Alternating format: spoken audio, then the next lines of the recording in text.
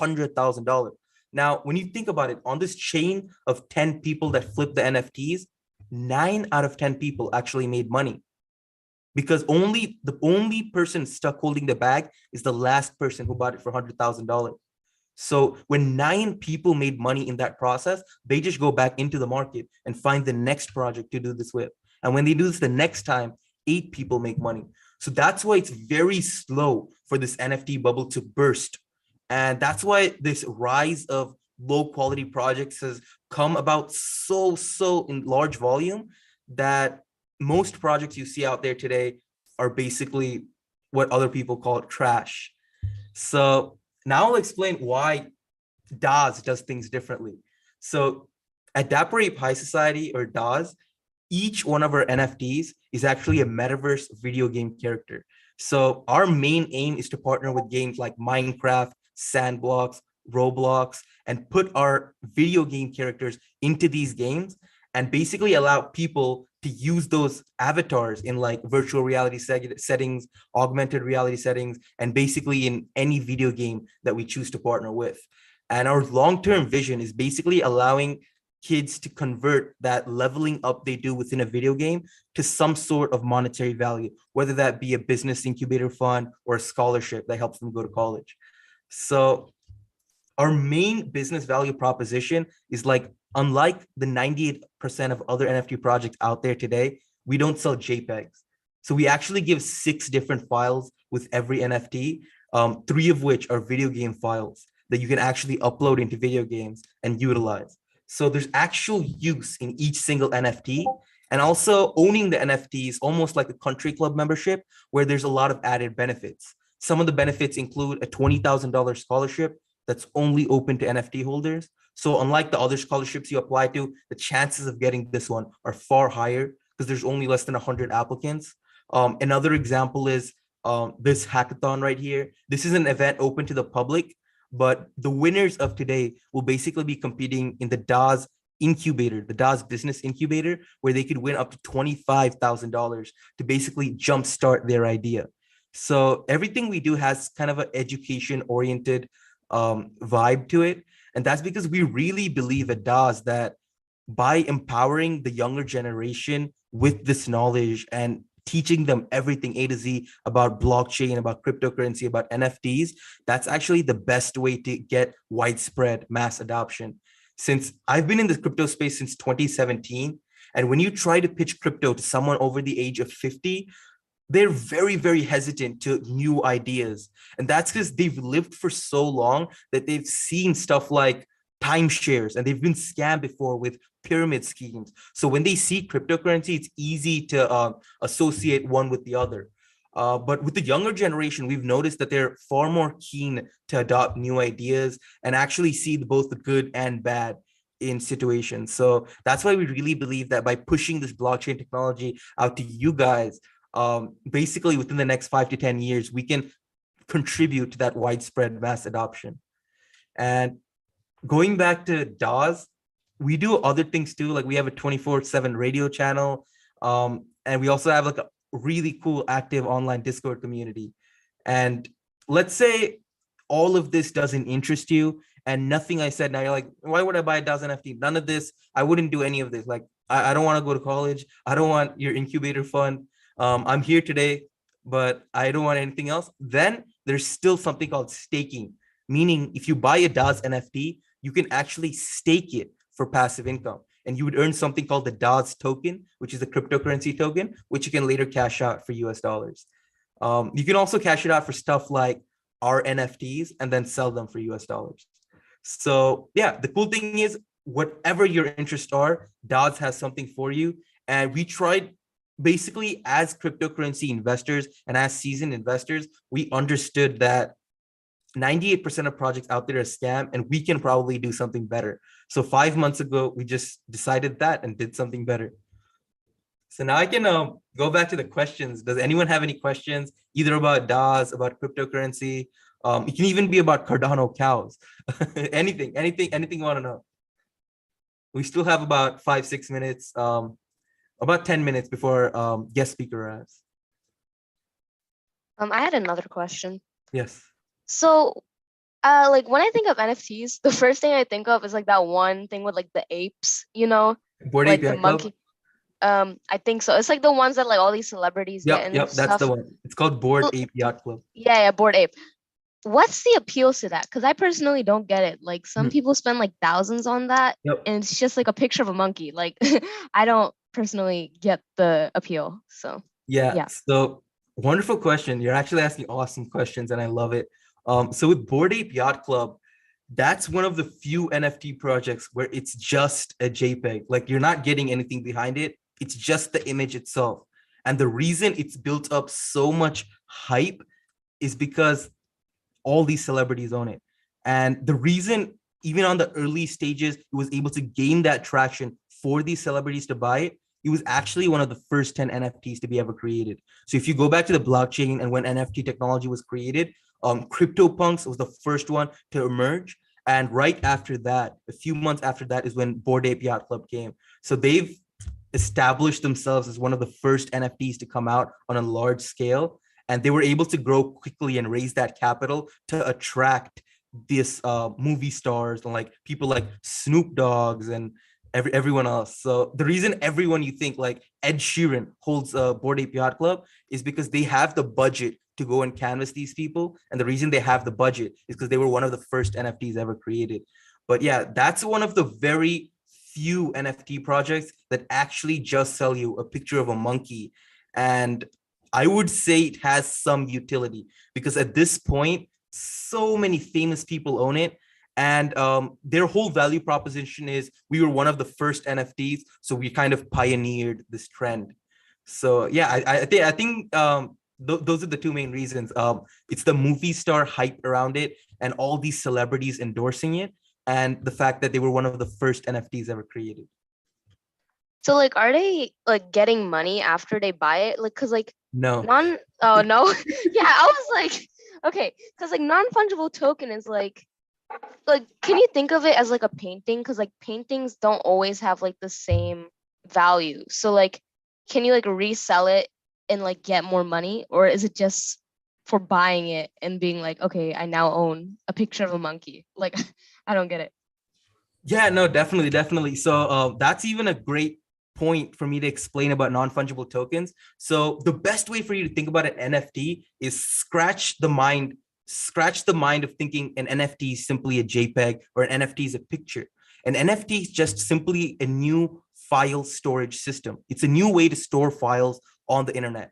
So NFTs are stored on something called IPFS, the Interplanetary File System. And the IPFS is so cool because you can store like 100 MB of data for like 2 cents for 200 years. So unlike all the other file storage systems out there, IPFS is the cheapest way to store files. And also, once you store a file there, no one can corrupt it. Like no one will be able to hack into it because it's the blockchain. So every single transaction is went and back verified. So if there's anyone trying to hack it or something, it can just be reset back to its original form because you'll find that discrepancy as the nodes solve the block.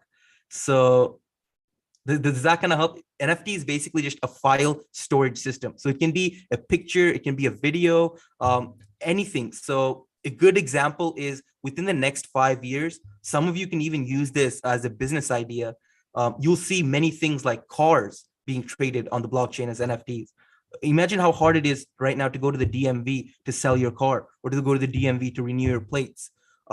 Cars can be traded quickly as NFTs on the blockchain, and ownership can be verified in instant seconds. Another example is houses. The ownership of a house, the deed to a house, even your will, when you pass away, can be stored as an NFT on the blockchain, so it can never be edited or tampered with.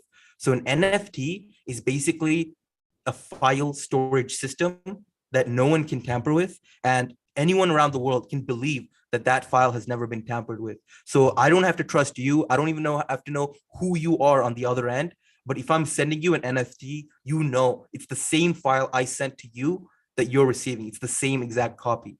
And that goes back to that email example. Like, let's say I wrote an email to you, Zaina. You actually, you're not a bad person, but I'm just using you as an example. You can actually go in and change what I said in the email. Once you receive that email, you can just click forward and then go in and edit exactly what I said and send it to someone else and say, oh, look what Surya sent me. And the third party receiving that email cannot tell if that's what I actually said, or if you went in and edited that forwarded email. And now that's the problem NFT solve. It's the Byzantine generals problem. If you ever need to send a file, or if you ever need to verify the authenticity of a file storage, it's the best way to proceed with that. So that can be used in the medical field, that can be used in art. The reason it's very popular right now in art is because it's something people can see. Like if you sell them the art, like for example, the world's most famous NFT artist is called Beeple. He sold his NFT for $69 million.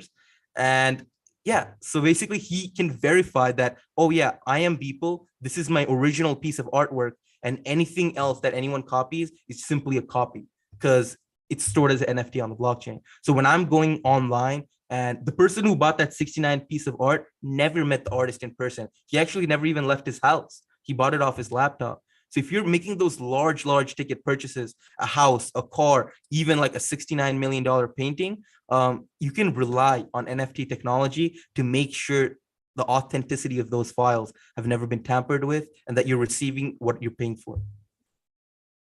Thank you.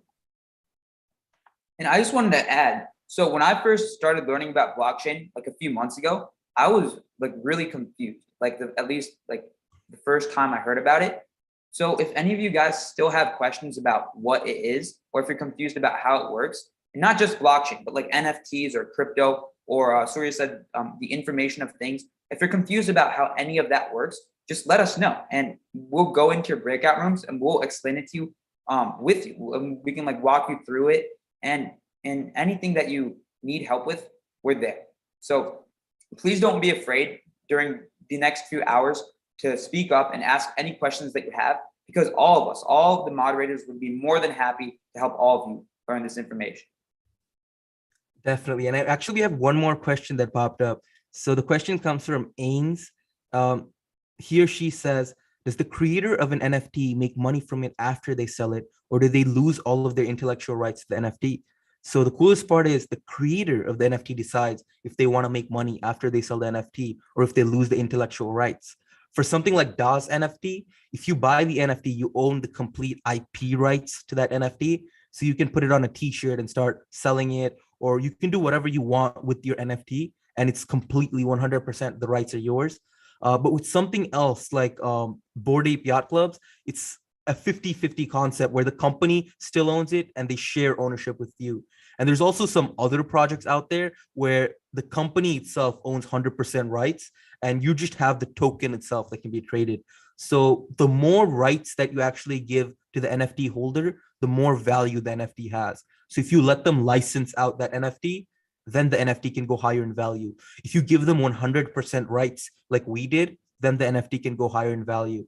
And going back to the first part of that question, does the creator of an NFT make money after they sell it? It's completely up to the creator. So for example, most people, the industry standard right now is to have a 10% transfer tax. And that means every time an NFT gets sold, 10% of that money actually comes back to the creator. And that's the industry standard right now. Most people stick it at 10%. And what I've seen in the industry is if an NFT blows up to, let's say, $1 million or like $50,000 each, then basically that 10% transfer tax, the companies drop it to 5%. So like going back to Bored Ape Yacht Club, Bored Ape Yacht Club started out with a 10% transfer tax, but then when the price of their cheapest NFT reached $50,000, they basically made it a 5% transfer tax, since those large ticket sellers, they weren't too happy with losing 10% every time they sold it. So yeah, it's actually a living, breathing document, and you can actually go back and edit that transfer tax as well. And yeah, to answer your question, yes, most creators of NFTs receive money after they sell it. And most NFTs, when you buy them, you have complete rights to them, or at least you share rights 50-50 with the company that made them and yourself.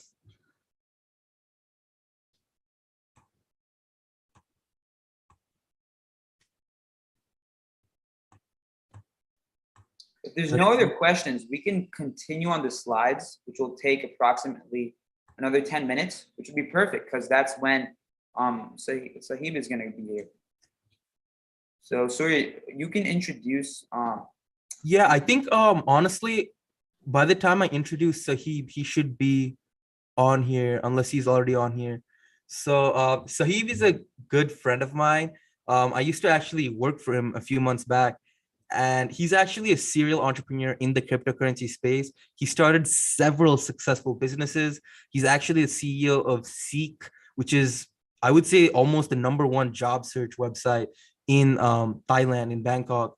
And he's also a serial entrepreneur. So he has multiple businesses running at the same time.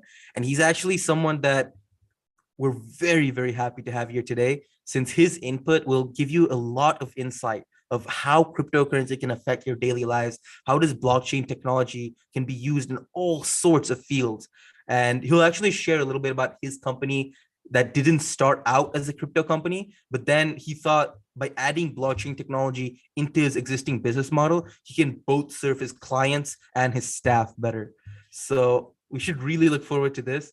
I think he'll join in a few minutes.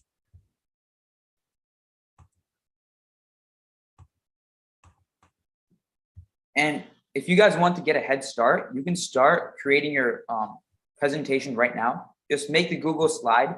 And if you don't know what to do from there, that's okay. Just wait for a few moments, and one of the moderators will help you when we're in the breakout rooms, and we can just walk you through exactly what you need to do.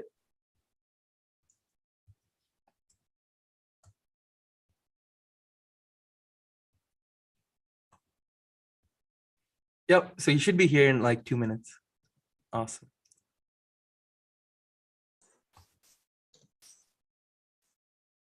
Hey guys, how's it going? Hey, welcome, welcome. I just gave you a very warm introduction, so everyone's thrilled to hear what you have to say. Absolutely, absolutely. Thank you so much for having me here. It's absolutely a pleasure for me to being part of this entire program. Kudos to the DAHS team who's put up this awesome, I'd say, NFT project that has pretty much prevailed above all sorts of, the fish, or I'd say the sea of NFT projects that you're seeing launching every now and then. Yep, great. Surya, so how would you like me to go about this? Honestly, you can just share a little bit about Seek and then how you decided to implement blockchain technology inside, and how basically lead into how blockchain technology can be implemented into every single sector. Like I was just discussing to everyone how like very soon we'll see like cars traded as blockchain or houses traded as blockchain. And right after your speech, basically everyone is going to break out into breakout rooms and try to create their own business using blockchain technology, cryptocurrency, DeFi, or NFTs. So if you can just briefly touch on what exactly you do or what you've done in the cryptocurrency space, and then maybe tie that into how will in over the next 5 years, over the next 10 years, how do you see cryptocurrency affecting our daily lives, blockchain affecting our daily lives, or NFTs affecting our daily lives? Absolutely. And just to respect the agenda today, how much time do I have? Because You have as much Uh, time as you need, but you have 15 minutes. okay, great. Yeah, I often get to if I'm not accounted for, I can go all night, all morning actually. Yeah. It's nighttime for me here, guys, in Bangkok. So just to give you a brief introduction, my name is Sahib. I am the co-founder and the CEO of a tech startup here, founded in Thailand about 6 years ago. To give you a very short brief of what we are or what we do, we are the Grab or Uber for services. And what we do essentially is match technicians and housekeepers, or pretty much any sort of blue collar service providers to businesses and consumers, right? So for those of you in the States, for those of you around the world, I think a good comparable here would be something like Handy or something like TaskRabbit, but a more structured platform whereby we are a service commerce platform, and we were the first ones in Thailand to actually set up an, with the use of big data, set up an actual, we changed e-commerce to service commerce. So you could actually come to our website and book a maid and actually pay for the services knowing exactly what you're paying for and knowing exactly what you're expecting rather than a marketplace, right? So fast forward just to kind of share some stats with you guys. We do close to about more than $10 million in sales volume just here in Thailand alone. And we are the largest here in Thailand, impacting more than about 300,000 service providers who have now almost doubled their income from the normal standard living wage here in Thailand itself. Our vision is to actually touch at least 1 million lives and impact and improve the quality and uplift the quality of standard of living for the service providers across Southeast Asia by also providing an ease to and convenience to the consumers and businesses to connect with these guys. Right now, I come from a very, I came from a very traditional background before I started my tech company. And that pretty much was me coming from a textile background, part of my family business, right? But I always had a vision of kind of making or building something that will impact people's lives, and not just people like 100,000 or millions, but 10 millions of people, right? And I guess the only way you can actually impact that many people is with technology, because for one thing we know is we wake up, we breathe, we eat, and we interact with technology in every second of our lives. Agree or not with me, pretty much we are glued to our phones, our devices, our laptops, or at least have an interaction with technology of some sort. Now, the question always arises, how do you actually be able to keep up with the innovation around you, right? Because as they say, it's not the big fish that eats the small fish anymore. It's actually the fast fish that eats the slow fish now, right? We've seen a couple of incidents whereby companies like Nokia, BlackBerry have all paced out because of their lack of innovation and having iPhone or like the new Androids that have taken over the world. This is where we are seeing cryptocurrency that is taking over the traditional banking and finance system, right? And essentially what we're seeing here is we are seeing the future, right? Believe it or not, we can see, I'm not sure how many crypto traders we have in this room, what the demographics look like, but I know you guys are all passionate about the space. You guys are here to kind of make a change, and that's why you're participating in this hackathon today. But the matter of fact here, guys, is, there's always 3 or 4 type of traders as we see. People that are here to ride the wave, and these guys are just people who want to make money and move out, right? And that's not wrong. The 2, they're kind of people that actually just FOMO in, hey, that guy just made like a quick $1,000 or a quick $10,000, or perhaps a change. He made life-changing money overnight. I'm going to FOMO into what he's doing, and usually majority of these people get wrecked, right? The third kind of people are long-term investors, right? Who believe in the space and who know that this is here to stay.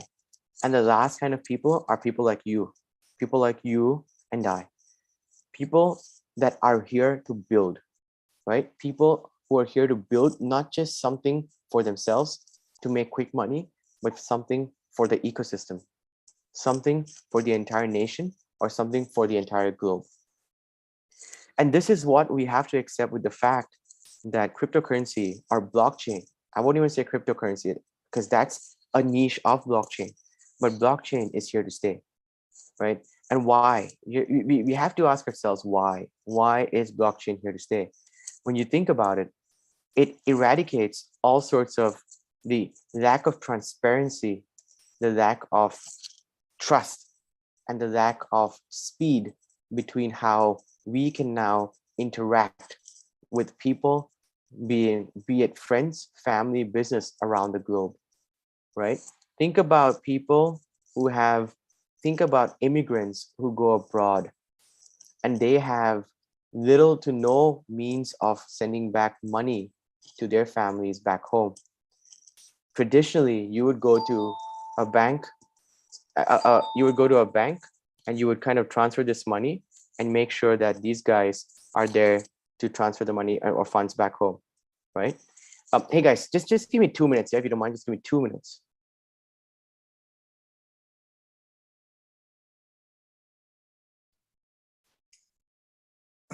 All right, guys.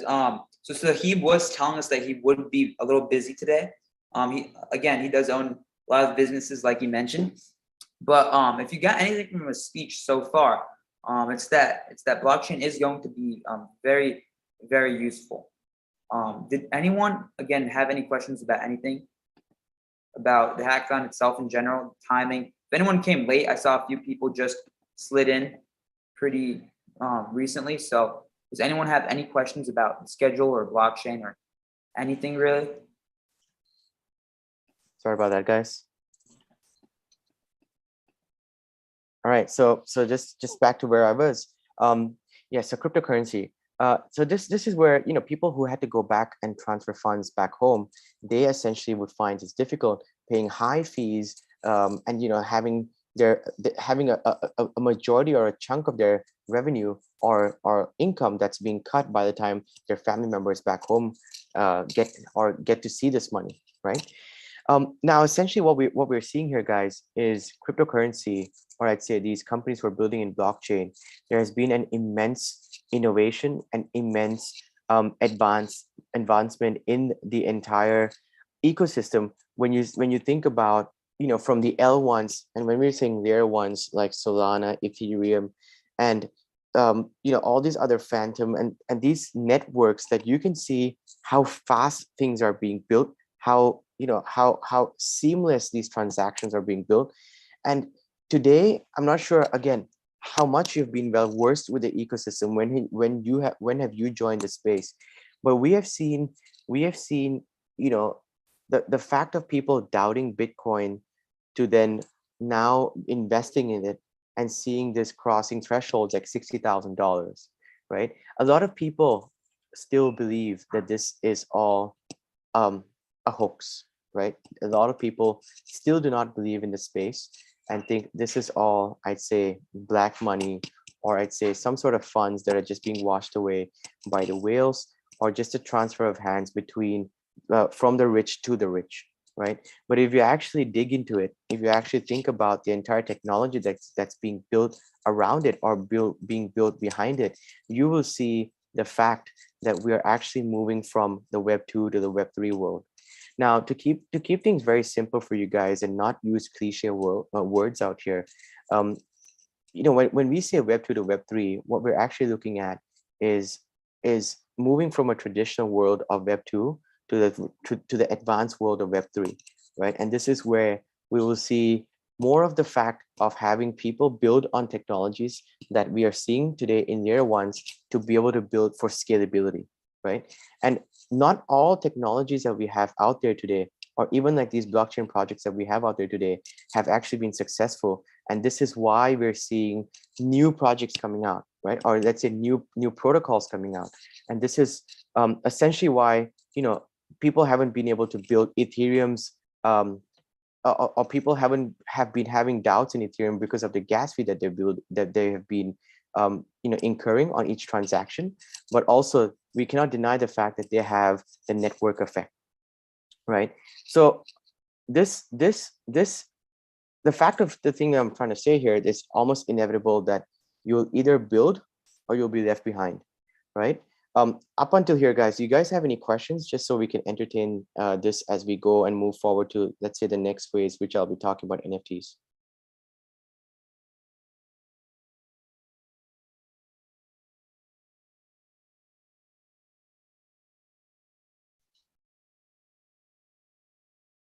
If no questions, I'll just move ahead. I would ask a quick question.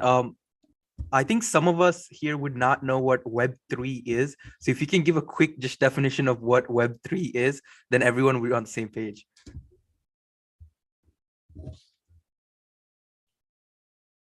Absolutely.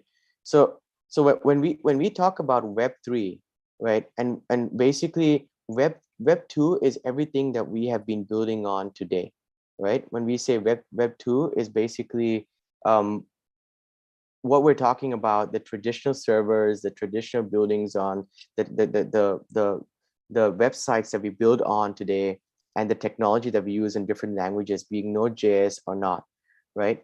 And what we're basically seeing out here in Web3 is very simply defined. It's basically Web2 plus the blockchain technology, which pretty much has a mix of, let's say, decentralization, some sort of a contract that defines a token-based economics, right? So what you're seeing here is, once, for example, right? Now let's take the Dapper Ape High, the whole DAHS ecosystem that we're seeing out here today, and hopefully I believe you guys have minted the NFTs, right? Is that the developer behind this, once he builds or deploys this contract, it's irreversible, right? You cannot, I mean, obviously in technical terms, he could still build on it, but when he deploys a certain contract, and if you guys actually know how to read contracts, a good contract or a legit project would actually deploy a contract to the point where it's irreversible, so that there's no sort of a change in the promise that the initial promise that they have proposed to you on day one, right? And what that means is, if they're locking your funds for an X amount of time, and they say this is how we're going to use the funds to be able to deploy in different sorts of the area of business, that should not change in the course of time, just because they feel that now we need more funds, or we need to be able to alter this mechanism because of XYZ reason. And if they do that, right, there should be a justification, because everything that they will be doing is built on transparency, right? So to recap, it's really the simple basic technology that we define today called Web2, adding on a layer or technology that's built around the blockchain with a certain amount of with a certain type of tokenomics that has been built around the contracts, or some sort of a technology that encompasses the entire service or product offering. I hope that answers your question. Awesome. That was amazing. And we can go back to NFTs now. Thank you so much. Yep. Great. So there was one other question from Marty. He asked in the chat, I'm trying to find it. He said, what blockchains do you recommend outside of Ethereum, considering gas fees and transaction time? So this is I'd say this is it's a very personal and a very scientific, a technical question based on different data points that you will actually be able to research, and you could go really deep into this. I'd say basically today what we're seeing as like the top three outside of Ethereum is obviously Solana, Phantom, and Matic, Polygon, right? And for all different reasons, they have their pros and cons, right? And these guys are somehow building a solid layer one network to be able to offer the service, the kind of scalability and interoperability to the different network or technology that's aiming to build on them. Now, do these guys have the answers to everything that Ethereum does not have?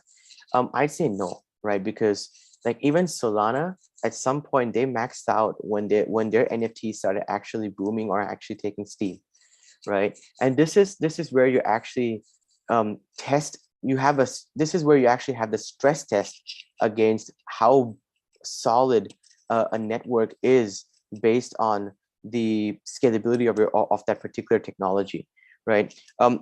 Also, don't get me wrong, like there's a lot of other good ones that are building Cosmos, Algorand, and there's a lot of upcoming ones. Personally, I see Near as a really good one that would be taking the market by storm in the coming future. Yep. So moving on to NFTs. So guys, I know I'm taking a little bit too long, but I'm gonna just kind of really brief a little bit about NFTs, and this is from my experience based in being in the NFT market for about 8 months now.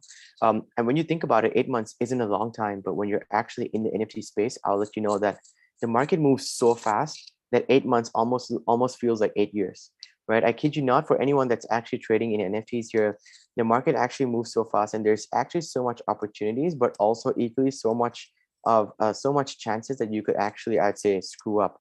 Sorry for the language, but this is where you guys have to be really careful. But let's go back to the definition of NFTs, right? So non-fungible tokens. What this actually means is NFTs are a sort of a proof, right? A proof of ownership. I know we all think about this JPEG could just, I could right click, I could save, and basically I could just, put it up as my wallpaper. The matter of fact here is, when Picasso painted his masterpiece, or when people sold his masterpiece, all these original sort of art have a certain ownership that links back to an individual or an entity, right? So you could see JPEGs floating around the entire internet or ecosystem, but when you actually want to own that piece, it actually comes back to the one person that actually owns that piece based on the actual technology and blockchain that we know of today, right? And that person has it in his wallet that has been proved by a transaction hash, right? To keep it in a very layman term, NFTs are anything that you mint on a particular ecosystem and network, and you have proof of ownership. That could be anything that is a product or a service that is tied to an NFT. It could be a simple art, or it could be a P2E gaming, or it could actually be a simple profile picture for discussion's sake. Right now, when did NFTs actually blow out? To be honest, NFTs recently blew out because of the entire gaming ecosystem that we saw from a project or a company or a community, as we know as Axie Infinity, right? And this actually blew off the whole concept of play to earn. Now, there's several types of NFTs, and I'm pretty sure you can go and research, but I want to kind of go back to the actual agenda of today and give you a bit of an idea. And, as much as I am a trader in the NFT space, I personally feel and believe that the ecosystem today isn't the ecosystem that we're going to see that will last for a long time, right? Everyone here today is trading based on FOMO. Everyone here today is trading based on the aim or the goal to make money, right? There's actually very little use case today that you will believe with the fact that you will see NFTs of this today's time that will prevail in the future. And don't get me wrong, I'm not saying you should not build, but the adoption rate of NFTs is going to take a while, right? But again, this is the perfect time that you start innovating to prove that there is a product market fit for the type of idea that you are working on. I want to give you a very, very quick example. An industry that you will see changing very fast, and basically you're already seeing projects coming out with this, is real estate, right? Imagine having a land deed that is actually uploaded on a blockchain, and you can actually trade this deed with another person, consumer, or an entity for a certain price, which actually dictates the fact that you own the property or not, right? We're seeing a lot of these P2E gamings and all these cliche words that we see all around NFT projects, metaverse, and Saib, just to interrupt you real quick, I'm not sure everyone knows what P2E means. So if you can elaborate the full term and then continue, please. Okay, great. Sorry. So P2E actually is a derivative of the fact of the word play to earn, right? So what play to earn actually signifies here is when you, so I'm not sure how many gamers we are in this space.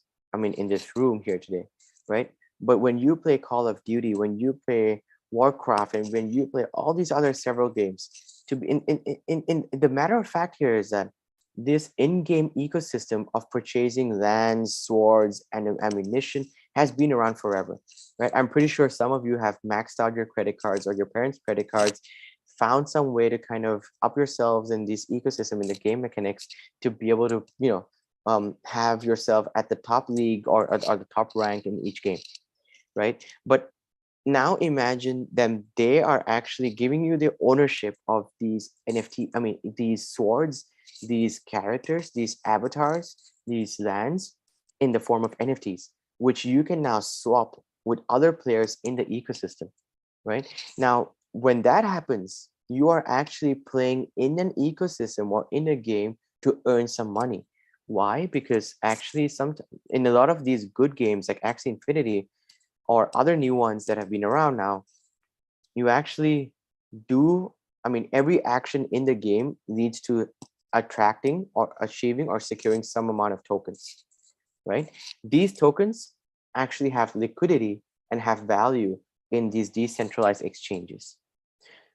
In addition to that, you also have these NFTs that are linked back to your account for such a value, right? So as a project goes up or down, the price of the value of your NFT or tokens actually follow the market as well, right? So now what you're doing is you're actually not just playing game for the thrill of it, not just playing games for the fun of it or the entertainment of it, but you're actually seeing people diving into playing games to actually make money now, right? So I'm not sure if you guys actually followed the news of how Axie Infinity has changed the dynamics of different parts of Southeast Asia, like Philippines, whereby people, normal layman blue collars, have started earning more than $400 a month playing their games. And mind you, this is more than the average, minimum wage that they get paid in their country, right? But going back to the use case, Surya, so I hope that was clear on P2E. Yes, that was actually perfect. You nailed it on the head. Yep. Yep. So going back to like the P2, I mean, going back to utilities of different kinds, right? And guys, always remember, right? What you're doing here is you're not following the trend. You are not FOMOing in to be a cool founder to own an NFT project. Never do that, because you will run out of gas, you will run out of ammunition, you will run out of ideas, you will run out of funds at some point. Build something that's here to change the world, build something that's here to actually add value, or build something that's actually impacting a certain niche or industry. The most important thing is tie down a utility. Utility is what real investors look for, guys, because utility is something that will be long lasting rather than just a crazy hype or a crazy influencer that comes and shills your project and you're out, because these usually lead to a pump and dump, right? Talking about different sector, guys, and I'm going to wrap it up. There's a lot of different sectors that you can actually play, be it finance, be it education, be it the actual healthcare. Huge opportunity, guys, in the healthcare space that NFTs can change, the crypto world can change. Education space, right? Imagine what you can do to incentivize and gamify the way kids learn, the way people learn languages, the way people interact with different courses, right? And obviously the one thing that we cannot forget is the banking, right? And the last, not the least amongst many, is obviously the gaming industry, right? Don't get me wrong, guys, like this whole metaverse thing has just come around when Facebook changed the name to Meta. But the reality of fact is that the AR, VR things that we've seen in the past 4 or 5 years has always been around, but no one actually defined what the metaverse is. Until today, there's no one that you can actually bank your money on to say this is the metaverse or this is that ecosystem that's going to prevail in the metaverse, right? Even if you think about the biggest and the largest ones like Sandbox, Decentraland, and these guys, think of these guys as Facebook, Amazon, Walmart, right? Microsoft. They are all different companies, projects that are building in the entire tech space. Similarly, Sandbox, Decentraland, all these other different projects, there are simply some or a project that is building in the entire metaverse, right? So guys, to wrap it up, NFTs are not scams unless you actually add value to it, right? Non-fungible tokens give you a proof of ownership that is transferable for a certain price or not, and has value tied down to it, whether that is a proof of ownership, a product, a service, or whatever that you want to name it, right? And this is why, guys, I fully support what DAHS is building here, because it takes a lot of grit and effort to be able to host an event like this and to reward a community like you guys that's tied back to the actual vision of the project, right? So guys, I wish you guys the best of luck for the next few hours or days to come, and I hope that you guys have some awesome ideas, and I look forward to seeing some projects that's built out from here that's actually going to be changing the world, or in fact impacting people around me or you. Good luck, guys. All right, awesome. Thank you so much, Sahib, for this speech. You took your time out of your busy schedule just to be with us today. So again, the entire DAHS team thanks you. This was Sahib. He's the CEO of Seek, and he has started many businesses. So if you want to hit him up, or if you have any questions that we could give to him, just ask us. And once again, thank you so much, Sahib. And all right, good. Have a great rest of your day. Thank you. Bye. All right, I'm gonna share my screen again, and we are gonna get right back into it. Okay, can everyone see my screen? Can I have a thumbs up, please? All right, awesome, thank you. Great, awesome. All right, so now time for the fun. So at this part of our hackathon is when we're actually going to start making our projects. So what we're gonna do is we're gonna invite all of you into a breakout room, and you can choose which breakout room you want to be in. If you have a partner, which I think about 5 of you do, just make sure that you are in the breakout room with your partner. And if there's any confusion over that, we'll help you out. And just some things to go over. Since this is an idea hackathon, you must create a presentation, and preferably it would be a Google Slides that incorporates the components shown on the slides that had followed. So the things like the business model, and an incorporation of blockchain technology, all that stuff. And if you have any questions about that, any of the moderators here would be more than happy to help you. And there were a few questions about, what if I want to do more than just a presentation? What if I want to show you a program that I made, or code that I wrote? Of course, you should definitely add that into your presentation. Just put another slide and show that code, show the project that you made. But just remember, if you do make it into the top 10, your presentation cannot go more than the time that you're given, which would be about 3 to 5 minutes. So if you are going to present something else other than just the main business model, make sure that it will not take that long, and it takes more time than presenting the idea, which is the main aspect of this hackathon. So without further ado, what are you waiting for? Let's get started. And Surya, would you like to just say a few words about what people are going to do now? Yeah, definitely. So I've already opened up the breakout rooms. You should be able to see them. So what's going to happen basically is between now and 1 p.m., this is your time to shine. This is your time to think of business ideas, get your business model canvas ready, and finally make that PowerPoint and have a few minutes to rehearse your speech.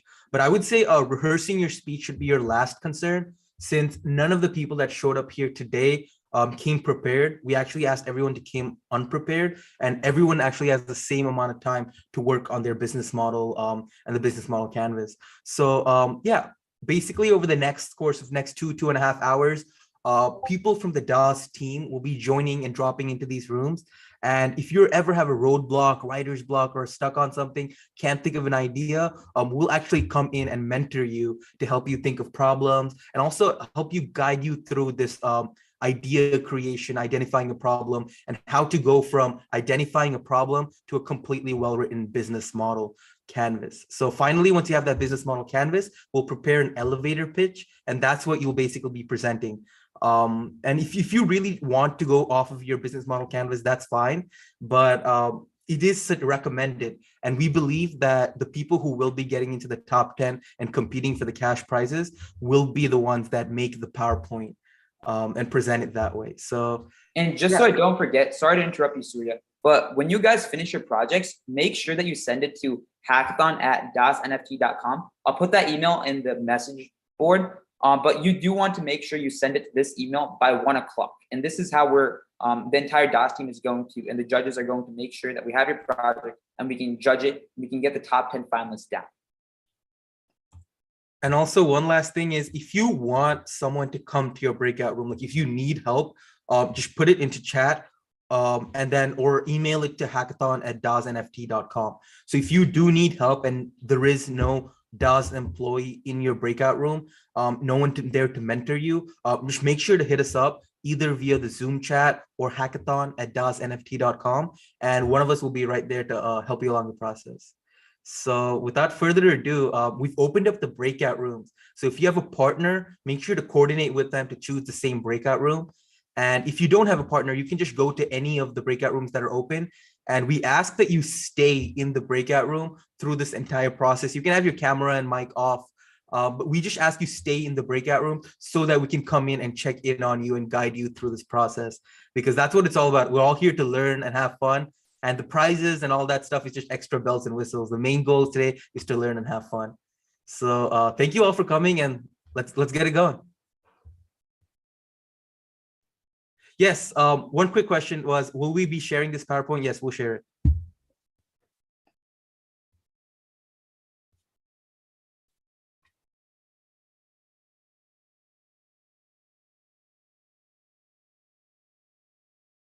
And Pranav, we can wait like 5 minutes and then start going in between the rooms. Yeah, we have 5 people from the DAHS team here today. So, yep. Awesome. I'm gonna stop the recording and then we can resume Okay, when everyone is back. sounds good. Recording stopped. Okay. Okay, And- 3 people who told me that they want to work together, they Mhm. found their breakout rooms, so that's good. Cool, Um, cool, awesome. Actually, no, all the teams that told me they want to work together are in a breakout room together Mhm. now, so that's good. Awesome, awesome. Okay, there's still 10 participants left. Let's see. I think some of them are just DAHS team and then others are spectators. Okay. Yeah, most of the people here are DAHS team, but I think we have a few, 1 or 2. I think Zeno is definitely a Yeah. competitor. Okay. Yeah, definitely. And I think Gateway and Zeno. Hey, Gateway and Zeno, if you guys are here, make sure to go into your breakout rooms and get started. And then we'll be there to help you along the way. Hi. This is Bob Sopko. Do you need me back at 2 or Yes. earlier? Or what? Exactly. 2 2 is perfect. Okay, great. Yeah, thanks for the information. It was a great learning thing. I wasn't aware of the cows. That's fascinating. What an important tool. That's life and death type activity almost. Those people, yeah. So, okay, cool. And then I've already reached out to your guest speaker because I'm also involved in TLD space, top level Oh, nice. domain. Uh-huh. So we run secure.jobs, which is worldwide. And I thought he was involved in some type of a career. Yeah, he is. Yep. He's actually running the #1 the career search website in Thailand right now. Okay, so I reached out to him on chat. Hopefully he saw it. If not, I can connect you with him. I used to work for his company 6 months ago.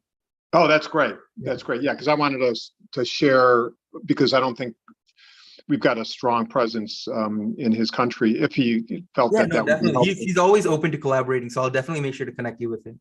Excellent, because we've got tens of thousands of them, and we also control Awesome. .realtor and .real estate and .med worldwide. Oh, So, wow. yep, Awesome. it's pretty cool stuff. All right.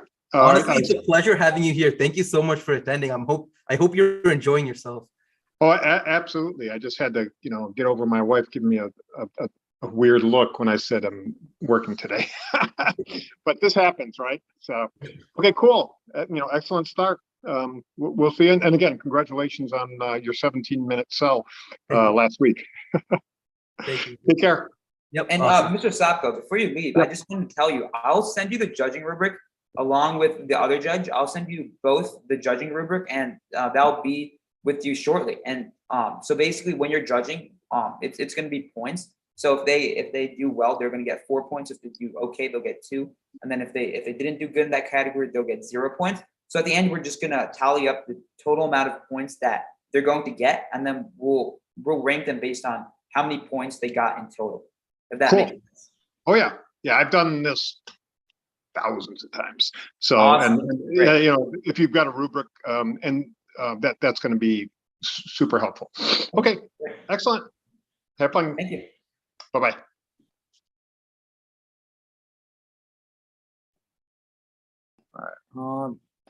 Okay.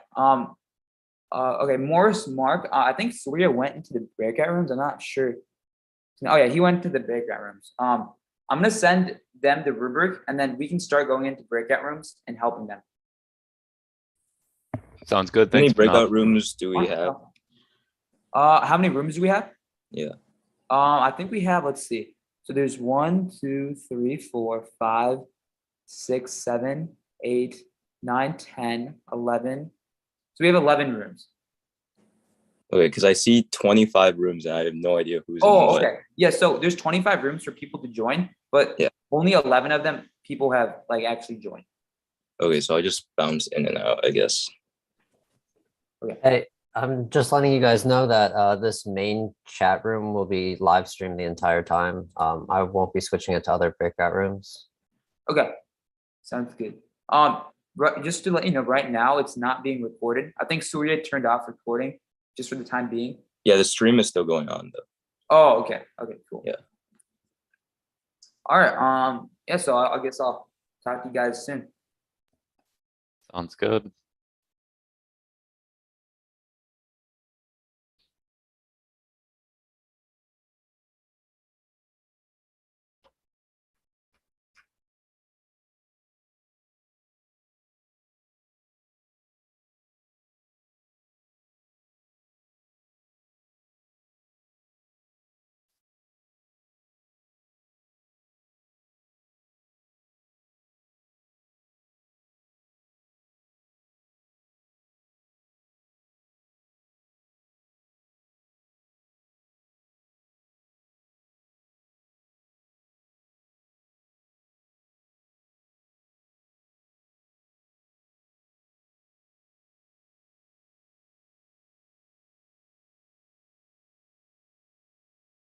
The idea I just saw right now is pretty good.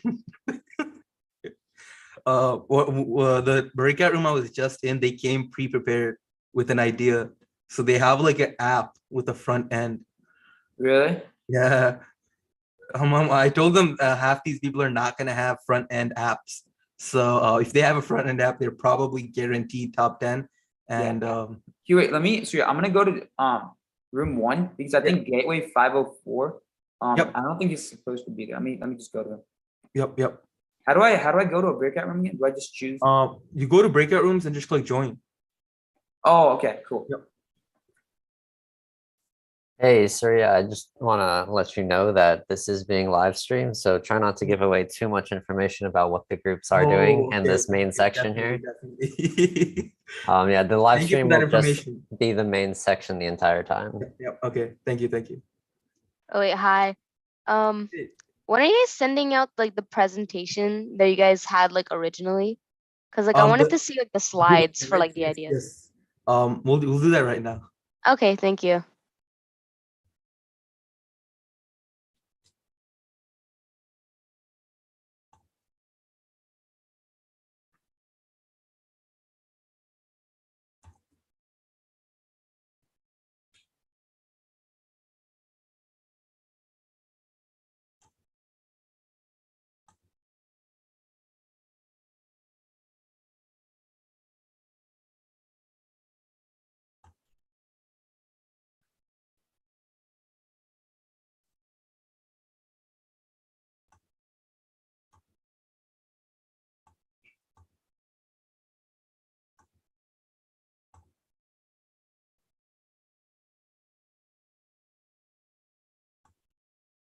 Dude, I'm gonna send the slide right now. Yeah. Someone just came in asking for the slides. So Okay, yeah, I'm gonna share it right now. awesome. What I'll do, I'm just gonna go cycle through the breakout rooms as well. Wait, what? After giving them like 2 more minutes, I'm just gonna go through and cycle through the breakout rooms and then mentor them, help them develop their business model. Okay, cool. I'm Also, gonna go through and just send them the link.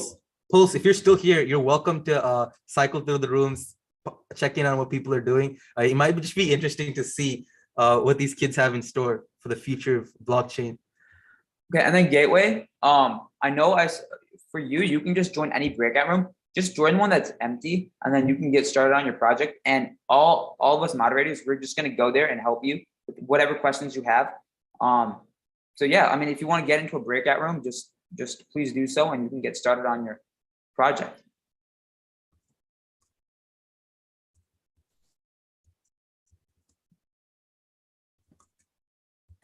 Oh, okay. So okay, you're just gonna be spectating then.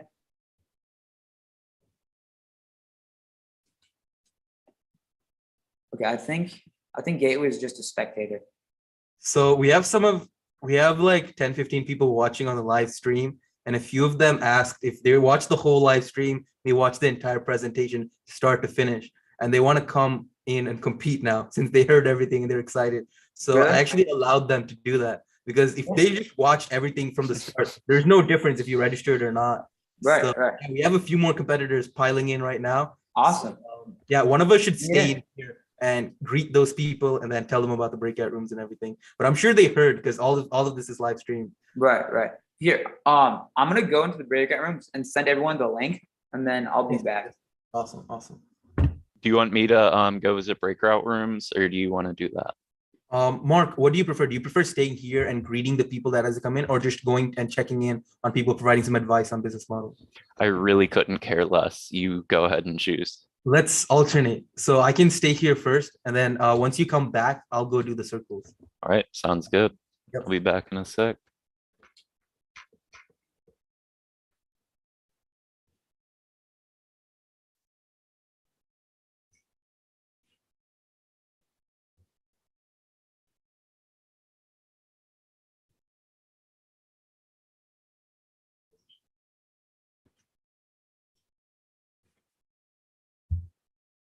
Hey, welcome. For anyone coming in from the YouTube live stream, if you've heard everything, great. If you have any questions, please ask me and we can answer it right away. Also, make sure to join a breakout room. And if you're competing by yourself, you can be in the room by yourself. But if you have a partner, make sure to synchronize with them and pick the same breakout room. And basically over the next hour to 2 hours, you basically make a business model around blockchain technology using cryptocurrencies, NFT, DeFi, Internet of Things, any of those things, and basically pitch that to our chief judges.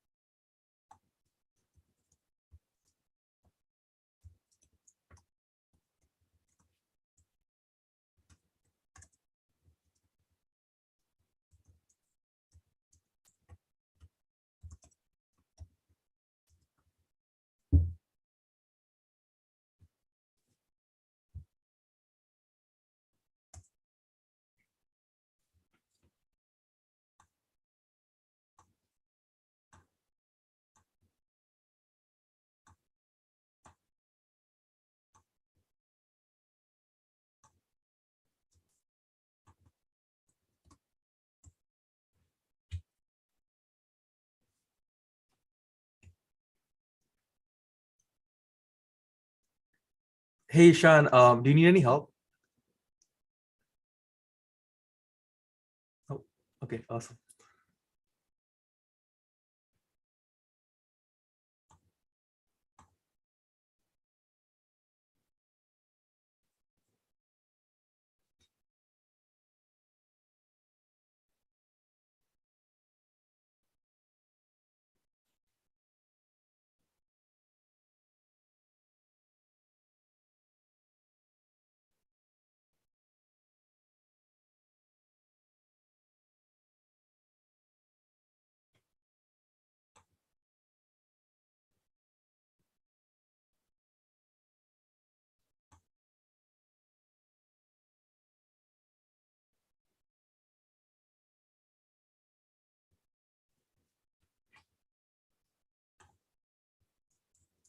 How's it going so far, Mark?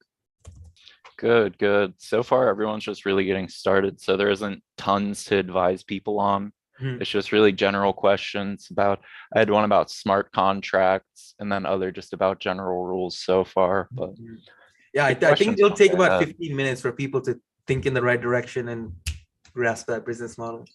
Yeah, I'm actually just gonna fetch these guys some information on smart contracts because I might have a second for that. Also, I can- was starting from the bottom. You're starting from the bottom. I can start from the top then if you want to take a quick I break. I think Morris is starting from the top, Okay, so okay. just double check with him. But he's I'll just been in hop into room something 4 that's for a while. unoccupied. All right. Yeah, I already got the. Okay, I didn't get room 22. I got room 25 and 21. 22 might be new. I might wait a second. We don't want to take up all their time while discussing. Yeah, I'll give them a second and just find something that's actually decent about smart contracts.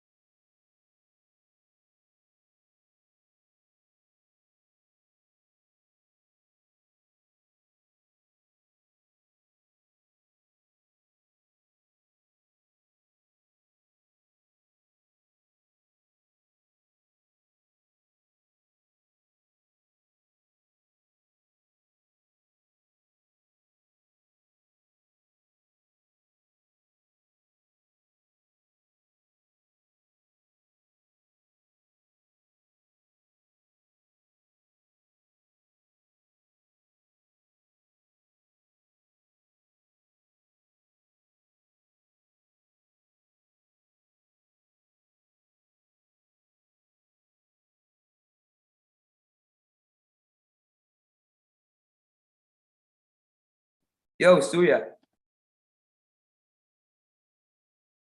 Surya, can you hear me? Yeah, man, what's up? I was muted. Oh no, you're good.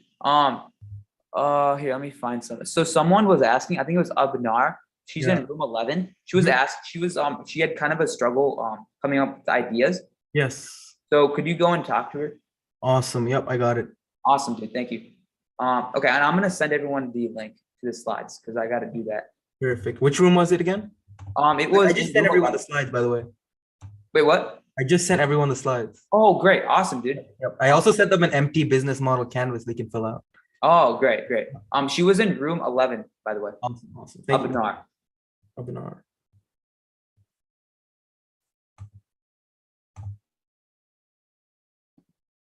All right, I'm gonna eat something. I'm gonna be right back.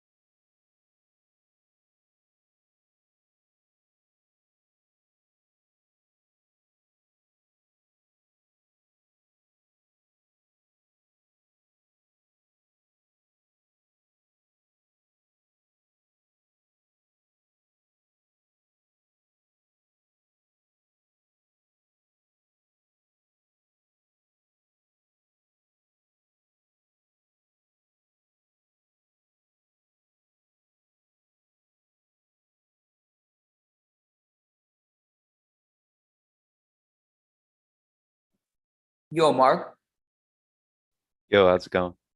good man. Adrian, who's in breakout room, I think 22. He Mhm. needed some help like coming up with an idea, but he said he's making a pizza right now. It's kind of funny. So he is gonna be back in about 10 minutes. Okay. So could you go to his room in 10 minutes? Yeah, sure. Does he have any starting idea, or has he just not thought of anything yet? I don't think he has much of an idea because he wasn't sure exactly what blockchain was either. Okay. Okay, yeah, I can pop in there in a few minutes and see if he still Okay. needs help. Okay, cool. Yeah, because he wasn't. What's up, Surya? I helped that room number 11. Room number 11 is all good. Awesome, dude. Remember I was telling Mark, you remember 22 Adrian? He doesn't know what blockchain is. He wasn't sure. Well, he does, but he doesn't have like too much of an understanding. And then so that made him kind of confused of an idea. So if one of you guys could go in there, and not now, because he's making a pizza. So come back in 10 minutes.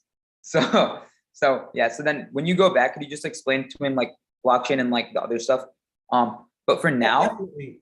Just tell him to hit us up again after that pizza is done. yeah, for sure. But right now, could you go to room 25? I think they needed some help. Yes, done. Awesome. There is correct. Pizza first, always.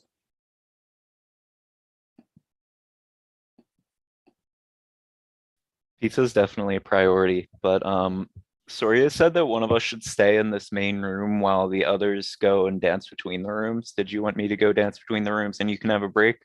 Well, oh yeah, can you do that? Because I'm just trying to because I'm not exactly sure how to help people, but yeah. Okay, got it. Which ones have you gone to? Yeah, so I've been to room 1, which is with Leo and Kevin. I've been to room 4. I've been to room 5, I believe. I'm pretty sure I went to room 5. I went to room 10, 11. So basically the first few I went to, they're fine. You might want to go into room 10 just to check just go into the first few rooms I would go in but very briefly, just to make sure they're good. I don't think anyone's gone into Howie's room, which is room 17. So I would actually start with that and then go back. Have you gotten 18? 18? Oh no, I didn't go to Satya yet. I'll go to Satya. You can do room 17. Should there be someone here in the main lobby? Should there be someone here in like the main Zoom? Probably. You can go get her and then I'll go right after that. Just go to her and come back. Okay, sure. I'll go to Satya and then can you get Howie? Yep. Awesome. I'll wait just 1 second so that there's a smaller gap. Okay. Sounds good. I'm gonna go.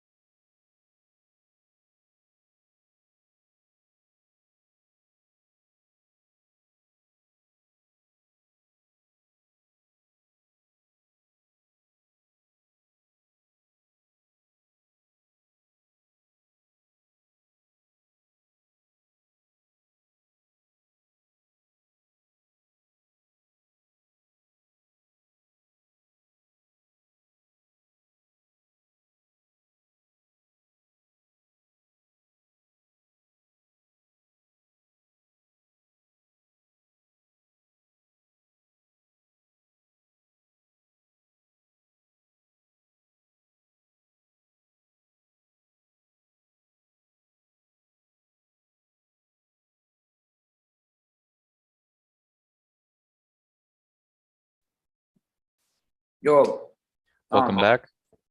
thank you, bro. So I'll yeah, go to Howie now if you're good here. yeah, I'm good here. Yeah, I think everyone I talked to was, I talked to a few teams. I talked to Ashton's team and Satya, and they're good. Okay, good. Dude, these people are sick. Like some people, I talked to Amritha. She's just joining high school. She's just about to go to high school, and she's like I had like a crazy conversation with her. Wow. And then I went to meeting room 2 with like Tree Palm and I forgot the other guy's name. But Leo? they're doing some Solana Spotify thing. Wow. I don't know. They're gonna make like some open music marketplace, something like that. That's Pretty crazy. Wow. Does anyone you guys have visited know coding for smart contracts? No, I don't think so. Yeah, someone asked me about it. My response was basically, we don't expect you to do that, but they also didn't know how to do it. So I was kind of curious how many people here would be No, I think these are familiar. all just ideas, which is good. That's probably a good thing considering that they have Definitely. like a few hours. But I'm gonna go visit Howie. Mm. Oh, sorry, I already went to visit Howie. Go to 15 then. Oh, what's up, Ver? Are you here?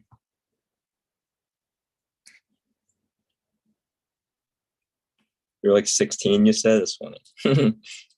Sorry, a bunch of people here are just in high school. Also, David, I do not think is here. He might have dropped in earlier.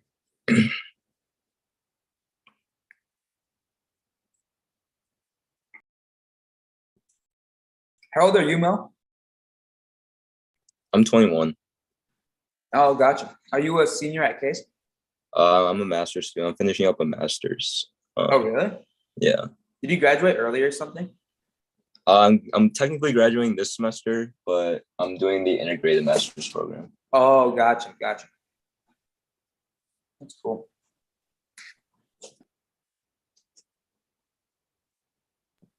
All right, I'm gonna keep hopping from room to room. But actually, I'll be here because Mark is gone.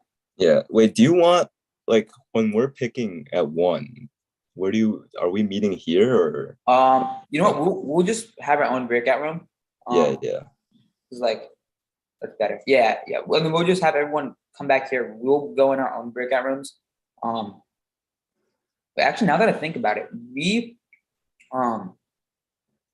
So yeah, we'll just go into our own breakout rooms and we'll make everyone just come back here. We can put everyone in like a waiting room or something. Yeah. Honestly, we don't even have to do that. We can just keep them here and then just tell them to be back by like 1:45. Okay, yeah, that's fine. Yeah. Okay. Did you want to be here and then like moderate whoever's coming in, or should I? I can chill here for a bit. Okay, cool. And we can switch off. I'm gonna go into the breakout rooms and just see if anyone has any questions. Oh yeah, sounds good.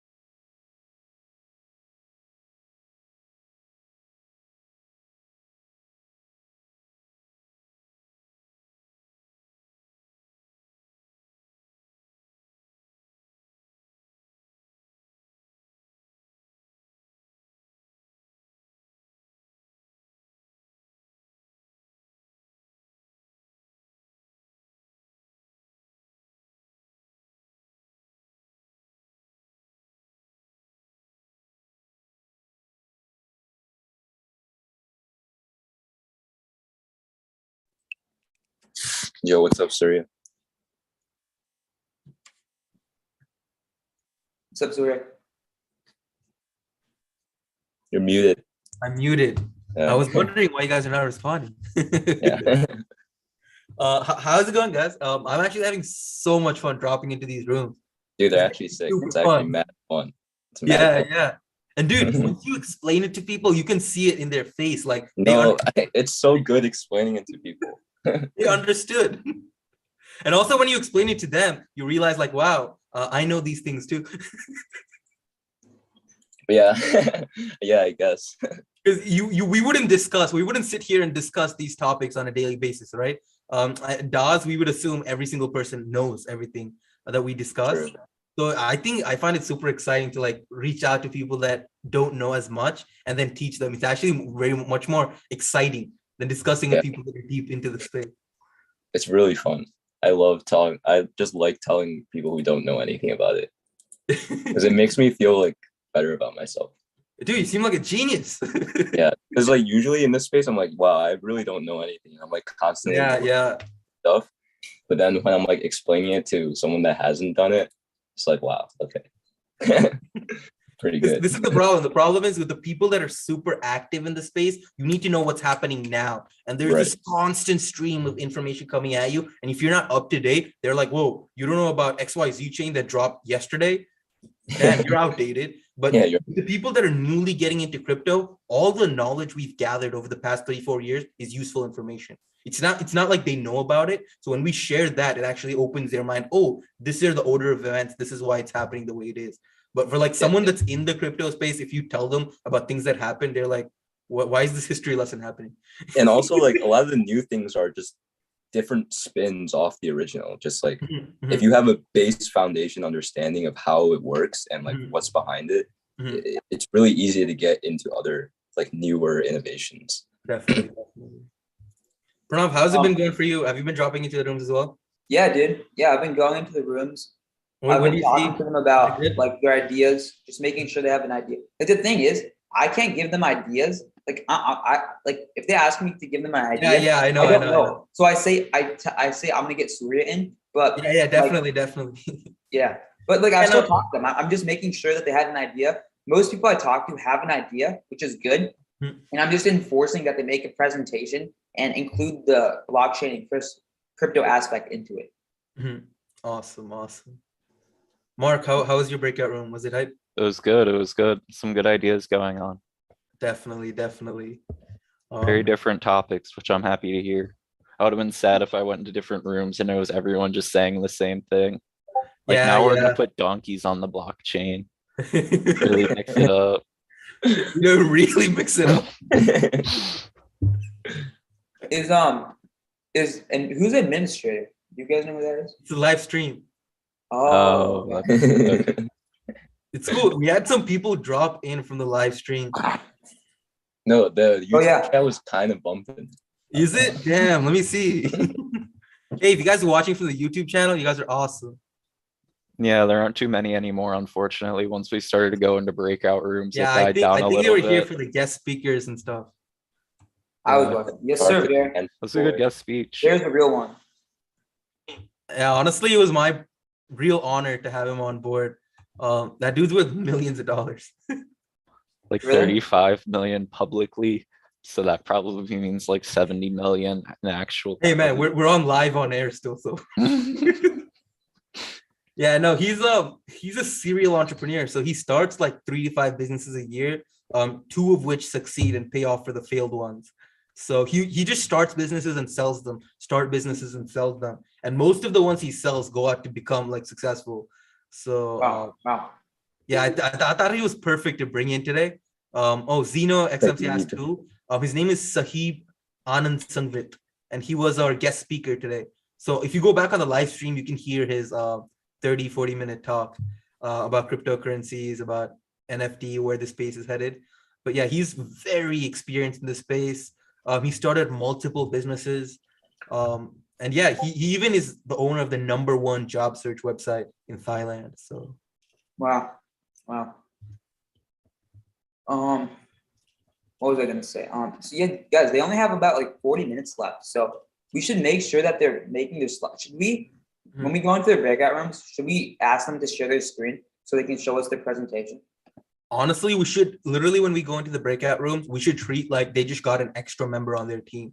So when we go into, I've been telling them like, just see me as the third member on your team or the fourth member on your team, and anything you need, I'm here to help you with. So whether that be stylistic, whether it be ideas, literally just pretend you're a team member while you're inside these breakout rooms and do Right. anything that needs to help them succeed. And as long as we do that for everyone, it stays fair, because for everyone, we're giving it our best. We're trying to help them just as a comrade, fighting alongside them, trying to get this done. Right, in the time right, limit. yeah. Vera said, I'm gonna head out now. Yeah, sounds great. Sounds great. You're, Yeah, you're yeah. streaming in from India, so it's Oh, probably wow. super late out there. So good night, sir. What bro? He's an NFT holder and crypto enthusiast. Wow, he's like 16 though. Is he? Crazy. I'm not sure. His profile he's- picture seems much older. He said, I'm 16. Oh I'm my, 15. wow, that's insane, man. Oh, you're I 15? thought you were like 15. 35, man. Your profile picture makes you seem old.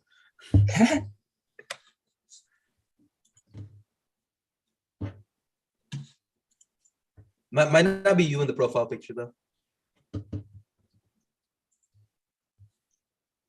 Oh, okay, awesome.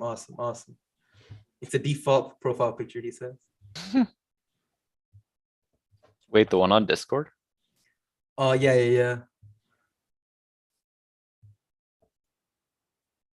Yeah, he has the orange one. We should give everyone like 5 minutes and then make sure everyone's on track. Yeah. I think if we help them out, honestly, everyone will have a decent presentation and everyone will kill it. So yeah, So yeah, one thing is that there's 1, 2, 3, 4, 5, 6, there's 13 7, breakout 8, rooms. 9, 10, 14. 11. No, there's okay, but only 11 people are in breakout rooms. So, because only like 11 teams who are at 1, 2, 3, 4, 5, 6, 7, 8, 9, 10. Some of the groups are pretty 11. big. There's like a 3-person group or something. A little loud. No, that's just from us joining and then not Oh, yeah, it Mhm. says that I'm in that and I'm not joined. I'm not sure why it says that. A few people dropped off too, though. They might be coming back though. Yeah, I hope so. Because I know breakout room 24 was full before, Okay. and yeah, and they left. But yeah, I think that they might just be working on it off the Maybe, yeah. Zoom Yeah. coming back. Okay, okay.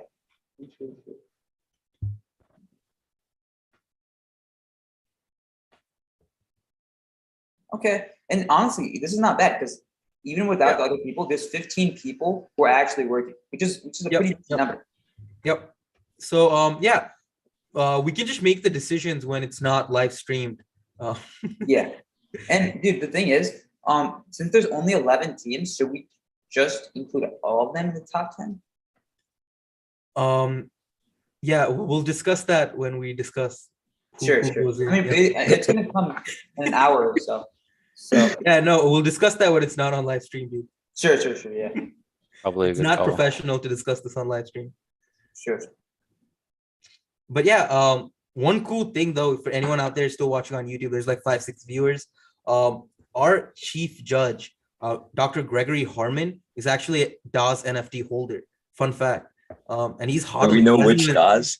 Do we know which ape? Yeah, I can show you. Oh, wait, I want to search it up because we can actually see the entire Wow, collection. this is insane. When I say stuff, people are actually commenting responses on YouTube. This is kind of cool. You guys are awesome, man. Yo, I'm pulling up the live stream. Wait, which number ape is he? I want to search. Yeah. I I don't don't think he's listed yet. I don't. He's No, not but listed. you can see unlisted ones on ME. Oh, you could have. I saw you can on Solinar. 1 second. Wait, let me s- Dude, Surya. Yes. Is yeah, wait, shoot. Is Gregory Harmon and Bob Sopko. Sopko, yeah, are there like like we used like Mr. or like Doctor, are they like Mr. Um, Like doctor. Yes. Then They're Mr. Mr. Yeah, they're Mr. Okay. Because I know that professors. Harmon's a professor. But I think They're not it's doctors? safer to address them as professor, both of them, because they were Oh, professors professor. at one point. Okay, that's true. Yeah. I'm not sure if it's doctor for one of them, because if they take a PhD, it might as well be doctor. Harmon But didn't take a PhD. I yeah, checked so yesterday.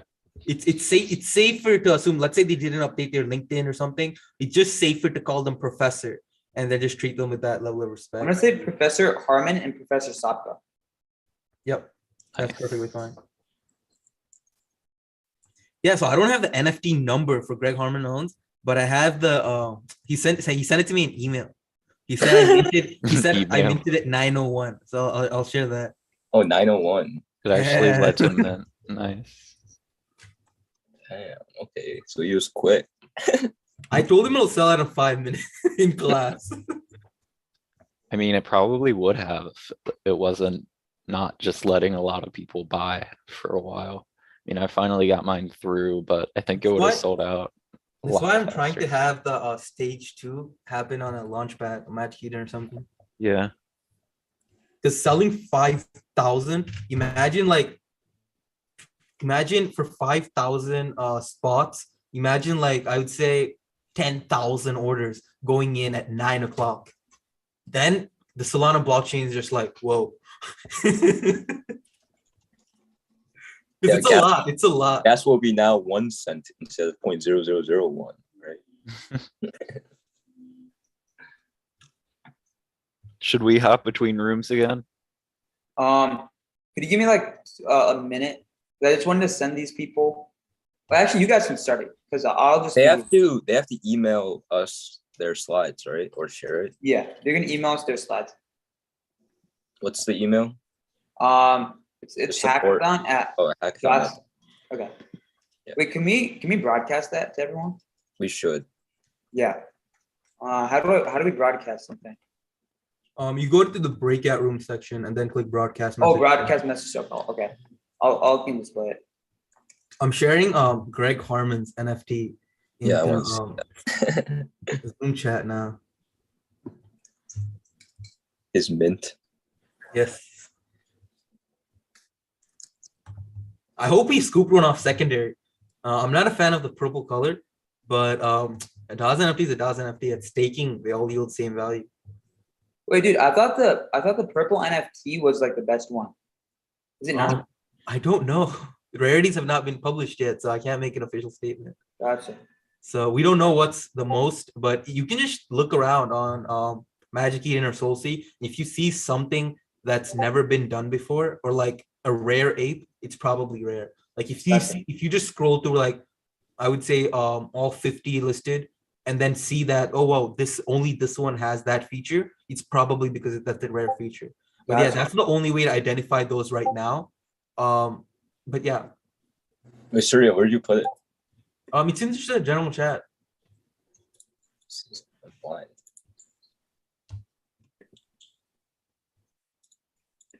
But my yesterday's NFT scoop in general chat, I'm pretty happy about it. It was only 2.8 SOL.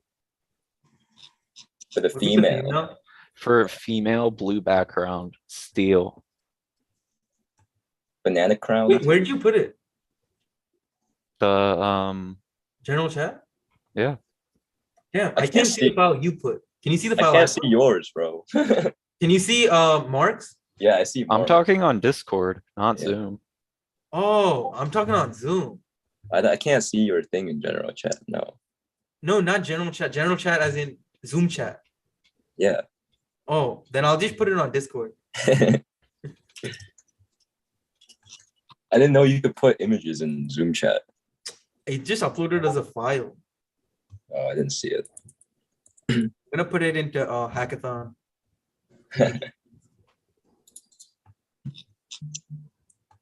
Yeah, no, personally, I'm not a fan of how this one looks, but I think Greg might like it because he's smoking a cigar.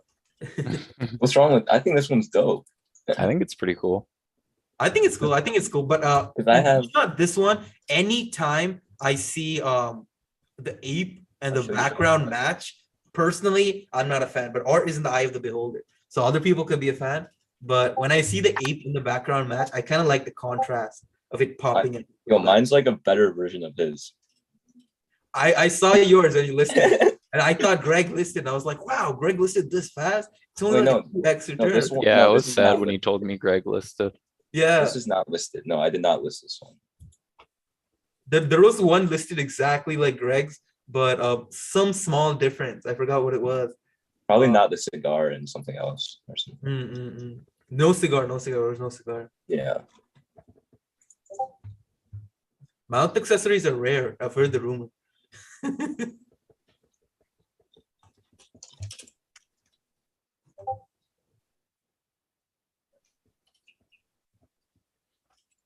Dude, honestly, like there's not many listed at all. I know, only like under 25% of total supplies listed. It's very helpful. It's like way under 25. It's like Yeah, probably there's like 30 listings on Soulsea Yeah. and like 100 on the other. There are only 30 on Soulsea now. Yep. Wow, people really hate Soulsea. No, it's not because they hate Soulsea. They didn't even move it to Magic Eden. They just unlisted. Yeah, we only have 4 listed on Solanart, which I'm not extremely surprised about. I don't even like them. It's fine. You guys want to start going into breakout rooms now? Yeah, we should definitely Mhm. start going into breakout rooms right now. Is anyone gonna stay in the main room, or do you just want to all go? I can that's just all go. I think it'll be fine. But the thing is, if we're gonna jump around, we probably should have like an order, or else Yeah. we might just all go to the same room and miss someone. So I can go into one of you guys go into Adrian's room because he needed help. Wait, can you 22. Okay. can you say the numbers? Not yeah. Oh yeah, sure. He's room 22. Adrian is room 22. Who's gonna go to that? Okay, I can go. I think Surya can Goodbye. go. Okay. And then I can go to let's just go from the top. I can do because then there would be 10 left. So I guess we can each do 3 and one of you guys can do 4. I can do the first 3 and then one of you guys, Mark, do you want to take the second 3? Mm-hmm. And then All right, I'll one of you do will 7, play. 8, 9 then. So you got 1, 3, 4, 7, 8, 9. There's no breakout room associated with that. Oh, well, I can't see who's in which room, so Oh, okay. I I was can just just do. I'll write it down. I can do. yeah, just send me 3 rooms and I'll join them. Okay, cool. yeah, let's just do that. I like the sound of that. Okay, Morris is gonna do 1, 3, 4.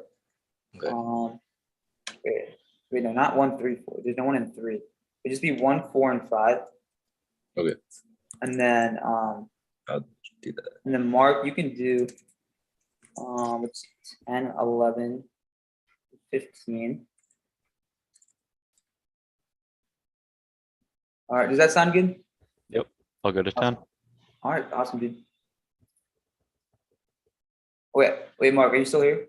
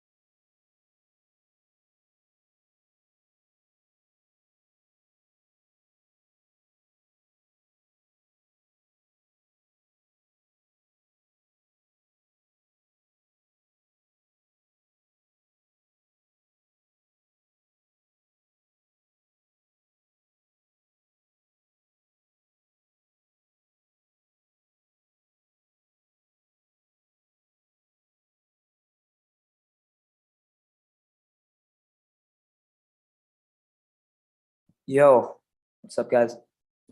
Yo, I have one more to visit. Gotcha. Okay, I I think I'm done am with 10, mine. 11, and 15. I think I said, let me see. I said 10, yeah, 10, 11, and 15. All right.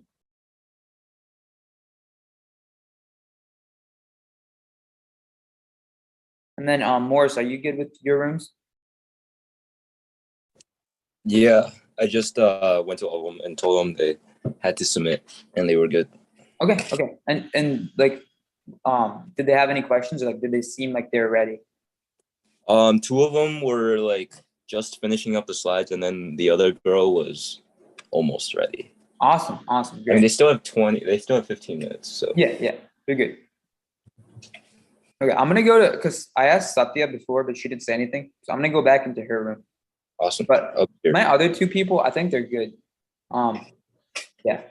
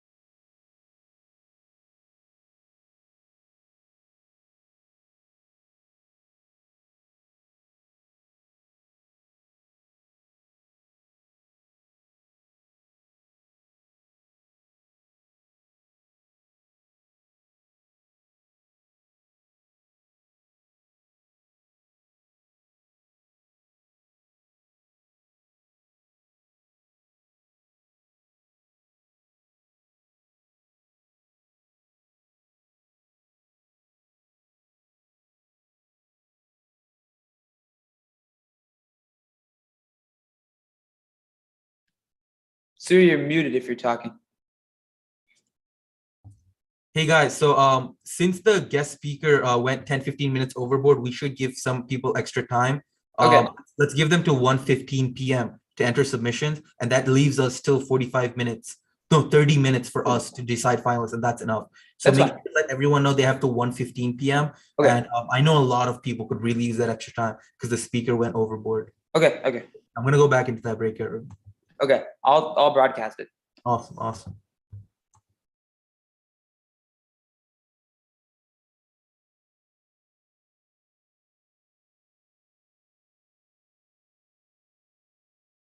How are your adventures going, Pranav? Dude, it was good. I think everyone said they were like mostly done. So I was happy that they were like going on with their project. Yeah, but no one really had any like major questions. So that was good. Yeah, I had a few, but they were all pretty general. That's good. Yeah. But I would say they all had pretty good ideas. Like, again, I'm Yeah. really surprised by how diverse the ideas are. I haven't heard any that are even slightly similar yet. Yeah, I know. I was surprised about that.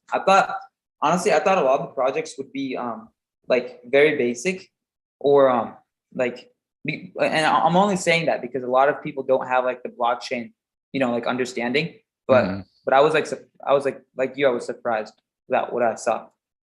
Yeah, also it's kind of a speed run. That is It's true. a very fast hackathon. But Yeah. I mean, when it's an idea hackathon, I mean, you really don't need like hours on end to create a presentation. But if they were also implementing like an actual coded project, then it would make sense to give them more hours. But since it's not like that, this is fine. Agreed. Are there any other breakout rooms that you think I should hit? Because I already hit 10, 11, 15, but I still have some time. And are you making that broadcast that? Yeah, I'm making it people right haven't- now. Okay, I'm good. bringing important message. Everyone has till 1:15 to submit. I just sent it. I know a few groups that are going to be very happy to see that. Yeah. But about the breakout rooms, I think everyone's fine. Maybe we might want to go to I think Howie. I don't know about Howie. I'm gonna go to Howie. Or could you go to Howie in room 17? Because I already went to him. And I'm not sure if I've gone to Howie too, but I can go to him again. Okay. Was it recently? Because if it was recently, then It was a little bit earlier. okay. It was the last round that we did it. Oh, okay. Yeah, I'll visit him again and see what's up. Okay, cool.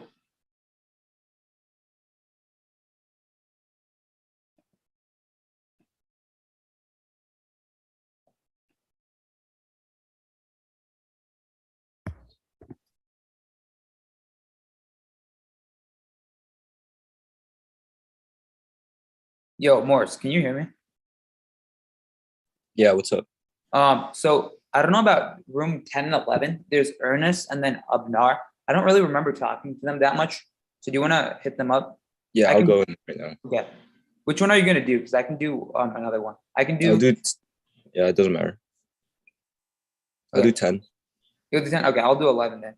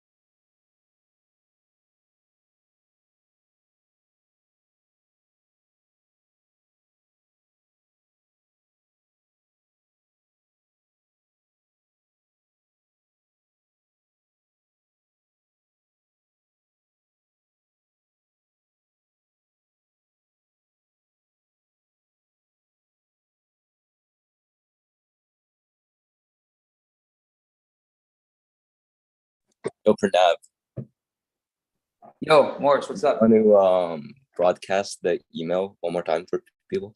I did. But right now I'm just going inside each room and telling them.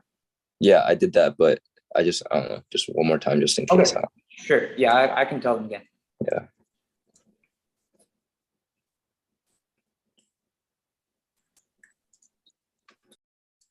Wait, Morris, did you go inside? Did you go to each room and tell them? I went to the 3 you told me plus 10. Yes. Okay, cool. Because I'm just going in order from top to bottom, just to let them know. Okay. All right.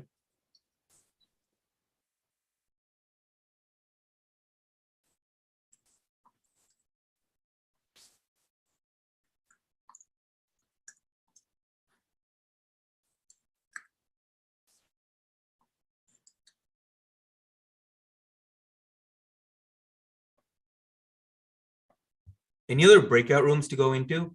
I enjoy doing this shit. Yo, here I'm gonna go and tell everyone they have till 10 more minutes, 10 minutes left. We can make an announcement. Yeah, I did, but some people didn't get it. So I'm just going inside each individual room. You should definitely do that. Yep.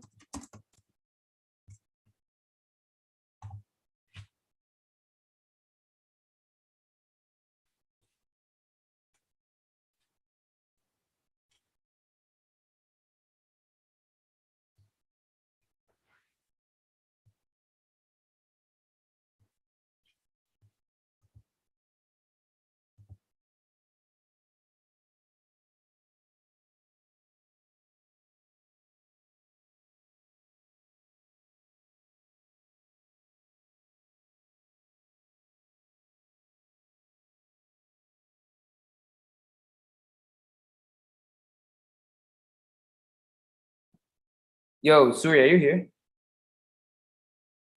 You just left. You left? Okay. Wait, Morris, could you talk to Satya in room 16? She had a Yeah, question. sure. But actually, she's not in room. I don't know what room she's in. She's in room 18. All right, I'll go right now. Okay, bad.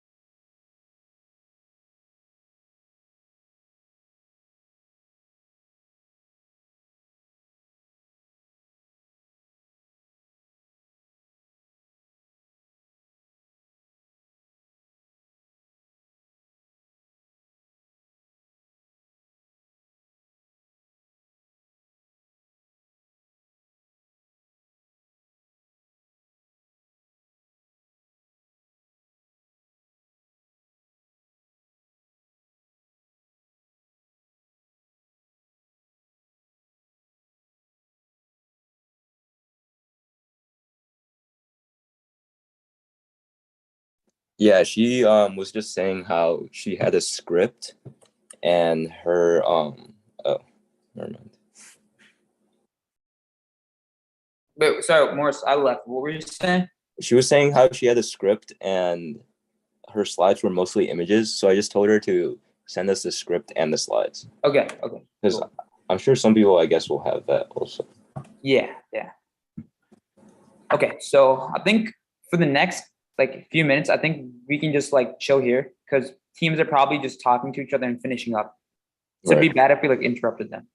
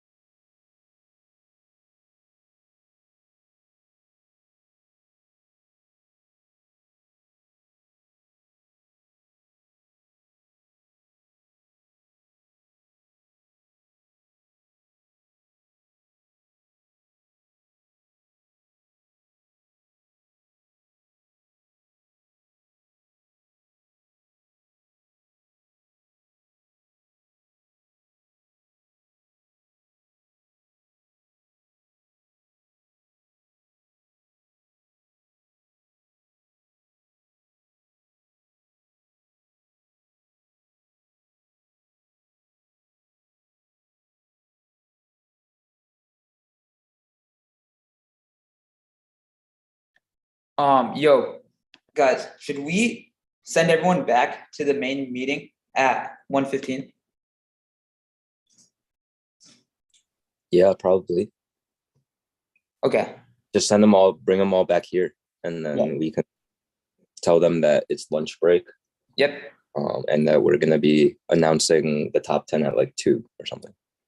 Yeah, sounds good. Actually, we're gonna do it at 1:45 because yeah. Yeah, that's fine. So we have 1, 2, 3, 4, 5, 6, 7 presentations so far that were sent. I think we're waiting for Adrian, which should be 8. And also, we're considering the international submissions, right? Yeah, we can talk to you about that too. Okay.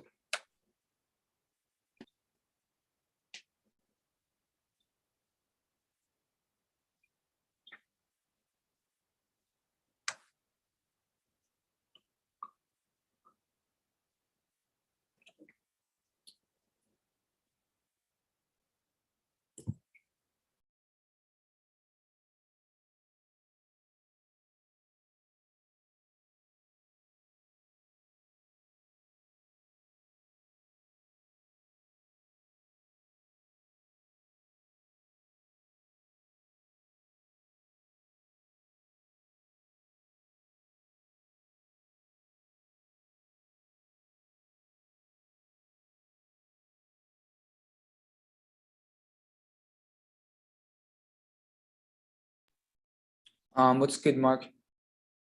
So I guess Good. waiting on. So we have 1, 2, 3, 4, 5, 6, 7, 8 presentations, and then we're waiting for 1, 2, 3, 4, 5, 6, 7, 8. Yeah, and I guess we're waiting on Adrian. And then I think there might be another team. Let's go room to room and ask them. Yeah, we can do that. I can start at the bottom and ask them if they've presented. Do you want to do that? Well, I already know which teams did. I can put it in the chat, like which teams, like which breakout rooms did Sorry, you're muted. send it. So I think room 1 sent it. And Are by the you way, talking about the numbers who that, took it? what? Are you talking about the submissions we received? Yeah, Oh, some okay. teams did not send 1, 2. I was gonna say, when people present, we should just let them share their screen so they can flip through their slides on their own. So Yeah, that way they can update it too. I don't think yeah. we should display it. I also told everyone during the lunchtime, if you want to take time off and work on your slides more, work on your presentation, power to you. You're welcome to do whatever you want, because what you submit now, before 1:15, 1:20, basically what you submit now will be used to judge if you get into finals. But let's say you do get into finals, between now and the time final starts, it's free game to edit your PowerPoint and work more on your presentation. So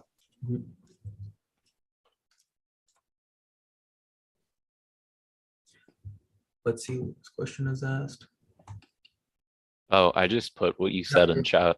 Yep, awesome. Okay, who didn't submit? I'm trying to find out who didn't submit. Zaina submitted. Okay, so everyone I'm looking from top to bottom submitted so far. Oh wait, I don't think Howie submitted. Could one of you guys go into Howie's room and ask him? Yep. Yeah, I can do that. I was just talking to him. Okay, Okay. and then I don't think Satya. Oh yeah, tell us so yeah, you can tell Satya to submit. Yeah, I can go. Yeah, you should do that. And then Adrian.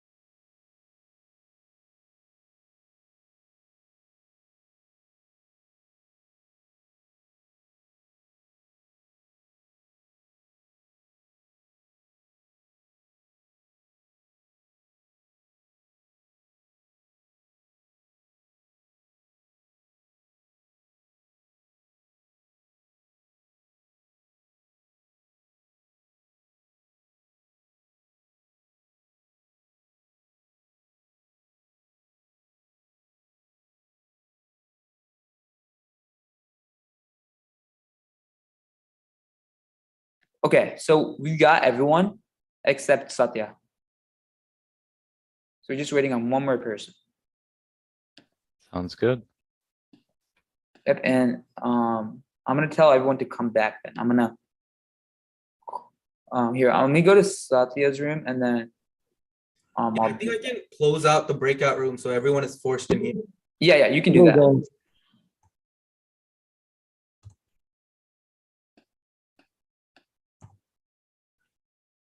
All right, 60 seconds, breakout rooms will close. Awesome. Wait, Surya, what did Satya say? I think she should submit it now. She lost track of time. Okay. So wait, so is she gonna submit it now? I think she did. Did she? I think so. I don't see it. Or probably doing right now. Yeah.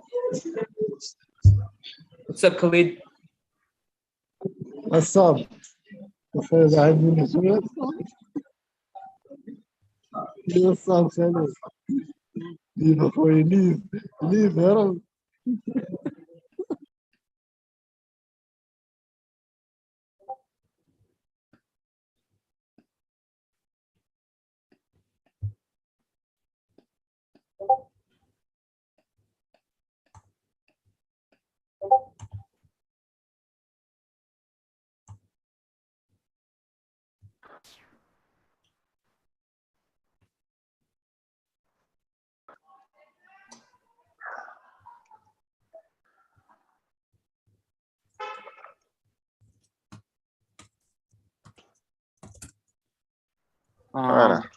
Okay. Yes. Yes. Oh, sorry, Leo. Go ahead. You good? Okay. You're muted. You're muted. We didn't hear anything you said, Leo. I was saying I'm aware that I'm muted, but everything all good. Oh, okay. Awesome. I'm not trying to call you out, Satya, but I kind of am. But could you send your presentation? I don't see it. I don't know if you sent it to the wrong email. Oh, I'm sending it right now. I just got the wrong email at first. Okay, cool. Just to be clear, everyone should be submitting it to Hackathon. That's hack, HACK, Thon, THON, at DAHS, DAHS, NFT.com. And yeah, basically, between now and 2 p.m. is basically a lunch break. You can choose to work on your presentations in lunch break, choose to rehearse them, or you can choose to go out and have a bite. But yeah, we would ask everyone to come in around 1:55, 5 minutes before the finals round starts. So you guys have about 30, about say 40 minutes, and then we'll see you back here. You can stay on the call and just stay muted with the camera off. But yeah, and the finals round will be between 2 and 3 p.m. and our chief judges will be judging that. And it'll be great to see what all of you have, and I'm sure all of you would be interested to see what the other people have as well. And yep. Awesome, guys. Awesome. Yeah. Thank you, Surya. So you guys, like you said, you can stay here or leave or choose whatever you want to do. You can go get lunch if you choose to do so. You can present. You can practice presenting. Whatever it is that you feel like doing. But in this meantime, me, Surya, Mark, and Morris are all going to leave and just start the preliminary judging round. And we will let you guys know what the results are in about 40 minutes. So if you have any questions, we might be a little delayed getting back to you just because we're judging. But other than that, we'll be back in about 30 to 35, 40 minutes maybe. And yeah, so we'll see you then. And just right now, does anyone have any quick questions?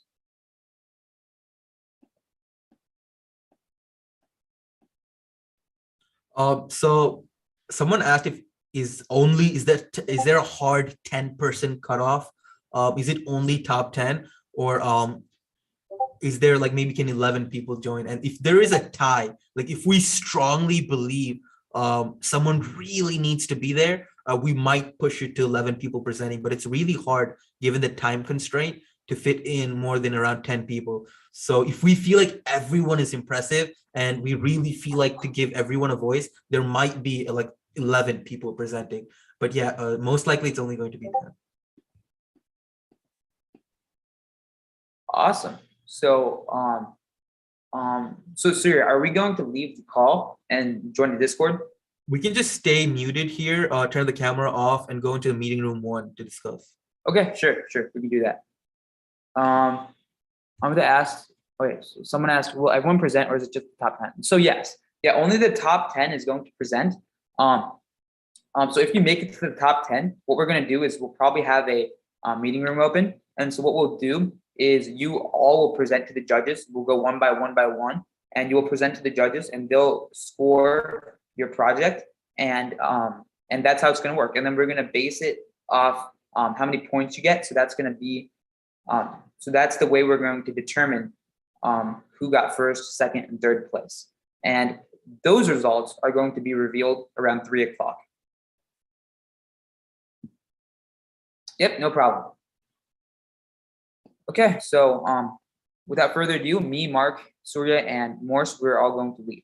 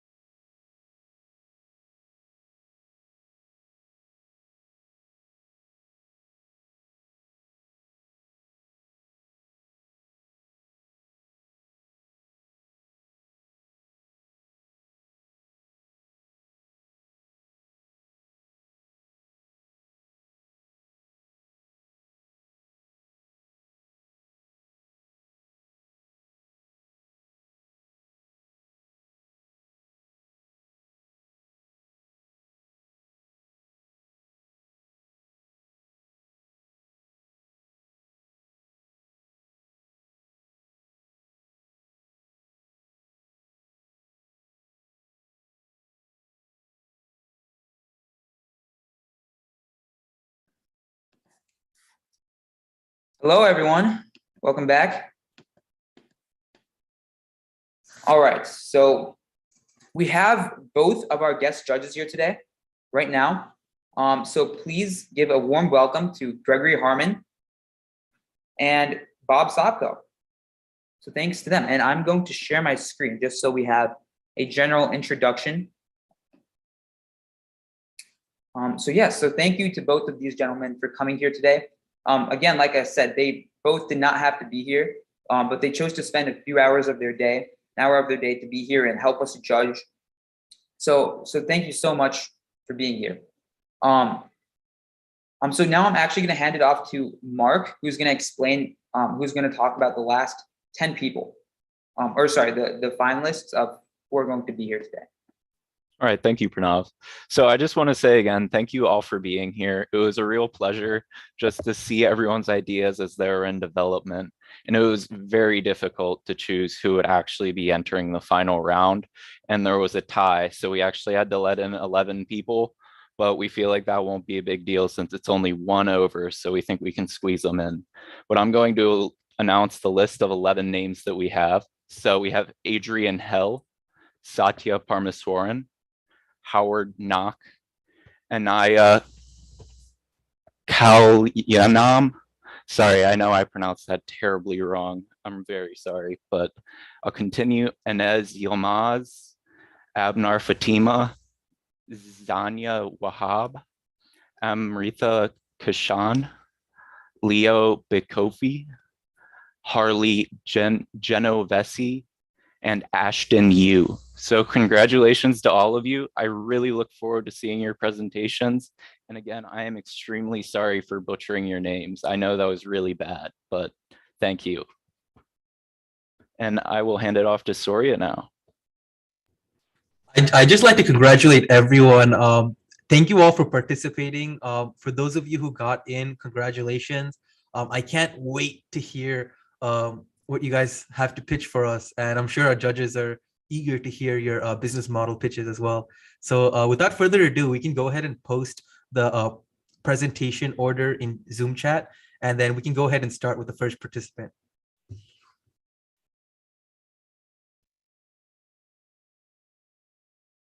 And when you're presenting, also, you have permission to share your screen. So feel free to share your screen and then present at your own pace. Keep in mind, we will cut you off at the 5-minute mark since we have a lot of people to get through. So yeah, just be noteful of time because we will cut you off at the 5-minute mark. So good luck, everybody. I have full faith in everyone, and I can't wait to see what you have to say. All right, great. Thank you, Surya. And I just put in the finalists in the group chat. So please look at that. And I didn't put both partners down as we just had one person submit the presentation. So if you don't see your name, try looking for your partner, and you may be in the final round. So just please look carefully. And yeah, like Surya said, we are going to get started right now. So we're going to start with Satya. And Satya, if you could share your screen with your presentation, you can begin in the next few moments. And if you have any questions, technological issues, just let us know. Okay, great. 1 second. Sure.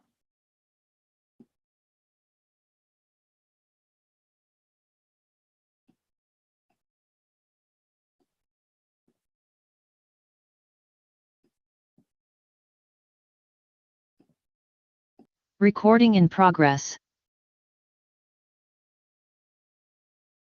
I just realized we weren't recording this for our YouTube live stream. So we just went on live on YouTube. We have a few viewers watching live on YouTube as well. We didn't make the Zoom open to the public just so there are no Zoom bombers. So for the people watching on YouTube who are just watching this now because I turned on the live stream, just to catch you up, we just announced the list of finalists and they're just about to start presenting. We congratulated everyone for trying their best. And we really have faith in the people, the finalists we chose. So best of luck to everyone. And we're starting with the first presenter now. And I apologize if this wasn't clear, but Mr. Harmon and Mr. Sopko, for you guys to judge the project, just while they're speaking, we would like you to choose what score they get. using the rubric. And did both of you gentlemen receive the rubric? I think I sent it. Okay, thank you. And and then after that, I also did send a Google Sheets. So if you could put in the score. Okay, awesome. Okay, thank you. So without further ado, Satya, you can get started. Can you see and hear me? And can you also see my screen? Yes, we can see your screen. Yep. Okay, great. Thank you. TikTok meets NFTs. So we've all heard about TikTok, the social media app taking the world by storm with 15-second dancing videos. As childish as this sounds, TikTok is in fact a highly profitable game if you play your cards right. Unfortunately, for many, their creativity and efforts go unnoticed, masked by creators with tens of millions of followers. You see, a TikTok trend is not just a silly little video. It's a creative that millions follow in hopes of gaining a fan base. This is great and all. However, the TikTok Creator Fund does not appropriately reward smaller creators for their originality.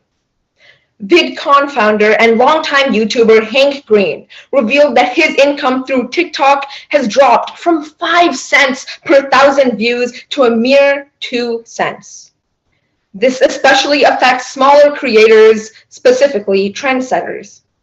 It's expected that you would gain fame and popularity by starting a trend that millions of creators have followed. However, that is not the case. Creators with existing platforms greatly profit by reproducing a viral video, whereas the original creators get nothing but a few seconds of fame. Now, what does any of this have to do with NFTs? This brings me to my solution. By owning rights to your initial video in the form of a non-fungible token, all succeeding creators will be required to acknowledge your creativity in the form of monetary compensation.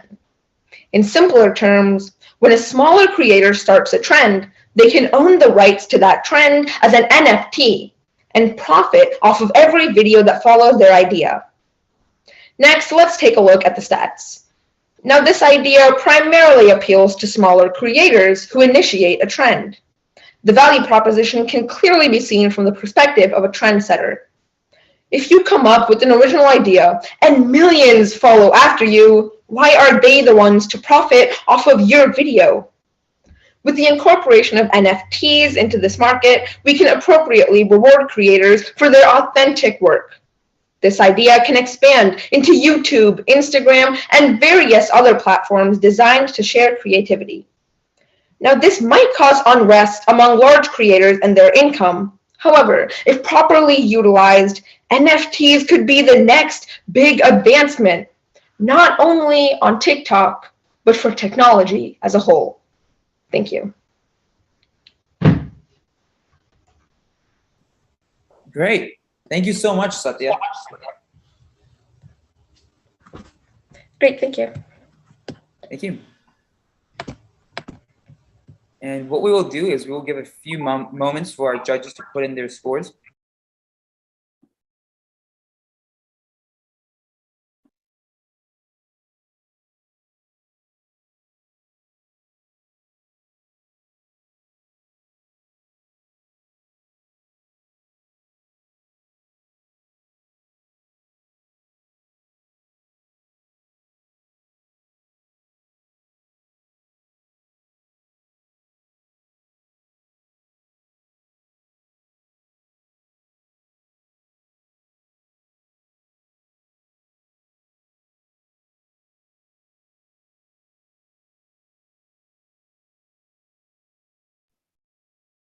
And as the judges are finishing up their scoring for this round, we can also announce the next participant and let him get prepared so that we can start right away.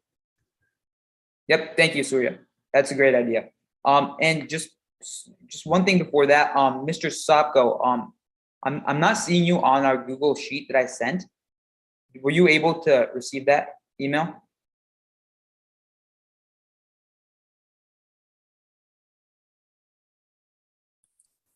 Yeah, I just wasn't in it at this moment. Let me, Okay. I've got a couple windows open. Give me a second. I got Yeah. out of it. I didn't know if we were going to dynamically judge or just judge at the end. I was writing it on the side. Okay, okay, not a problem. That is okay. And so I will announce the next presenter, which will be Adrian. So Adrian, you can get your screen ready, and you can don't start yet, but you can get your screen ready. Also, I really appreciate other people competing and also people watching on YouTube asking all these questions. But we will not, unfortunately, have time for questions.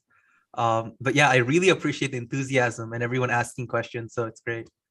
But yeah, unfortunately, we won't have time to get to questions today.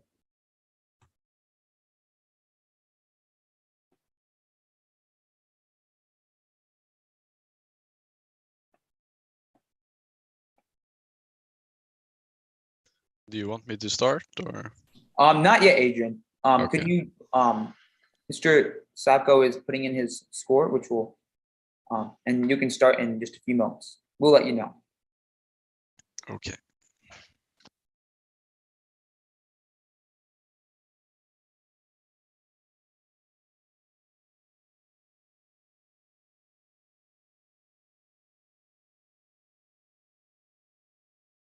Okay.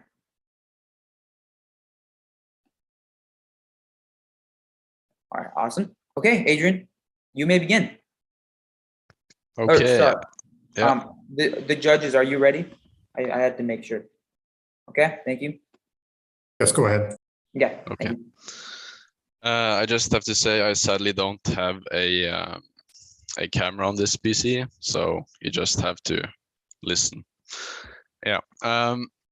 My company is the potato grading company. I have named it after the potato sorter we're going to use to grade cards, collectibles, and that's the market we're aiming at, the collectible market.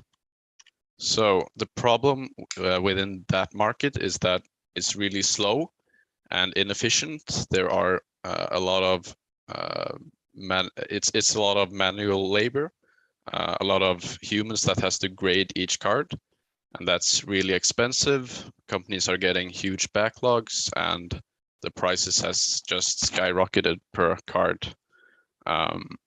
Also, there are coming a lot of competitors taking market share, and there's a lot of market share left out there. Also, shipping cards is expensive, and for us living outside the US, we have to pay tax on the cards we grade in the US. Hold on just a second, please. Yeah. Are your slides supposed to be advancing? Yeah. We're still, at least I only see the first slide. I think it'd be best if you click present and then go through the slides that way. Yeah, it's static right now. Okay, do you see it now? Now we can see it moving. Yep. The problem? Okay. Yeah. And Well, not in could you present put it in mode, though. present mode so it's larger? Present, yeah. That's what I did last, but does it work now? No, No. we are No, still seeing. Typically, what you need to do to present out of PowerPoint is to put it in present mode before you go into screen share. Okay. Yeah, I'll try that. Okay, let's see.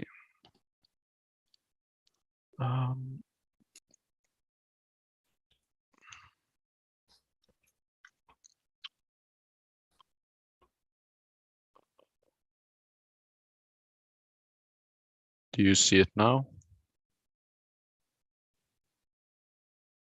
Is it working? We can see it, but it is a little smaller than before. It's I'm not sure if I this believe it's showing the presenter notes. Yeah. Okay, let's see. Stop share. due to time constraints. Yeah, I think it this does one. take too long. Okay, great. We can see Does it now. this work? Perfect. It's perfect. Go ahead. Perfect. Yes. Okay.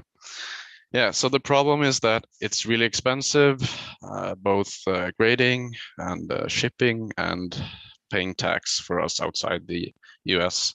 Also, when buying off the second market, you're never totally sure if you're buying a real or a fake graded card.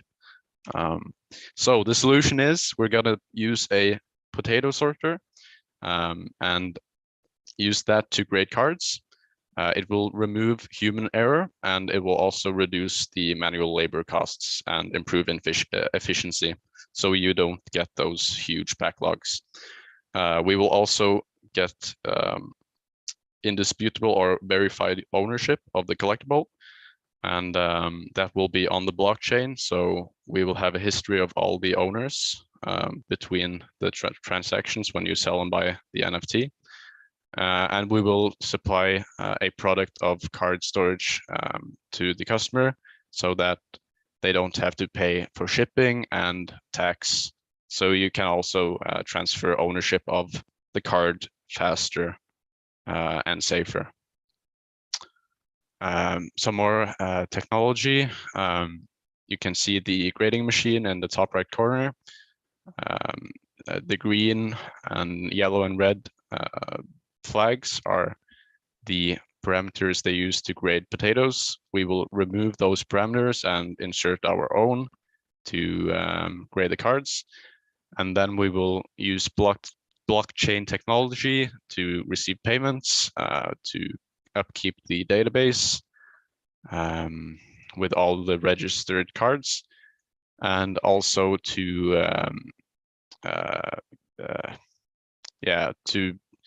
to be like a place where people can come and buy and sell their cards, like a marketplace. And also when you grade the card, you kind of mint an NFT at the same time, so it gets registered. The market is expanding rapidly. In the next 5 years, it will probably 5x. And there's good operating margins, and also a lot of people like to grade cards because it's a good investment. And yeah, so it's only good stuff on the market side. To expand further, we can use smartphone cameras when the hardware gets good enough, but it will probably never get as good as the grading at the company because you have perfect lighting and stuff like that, and lasers.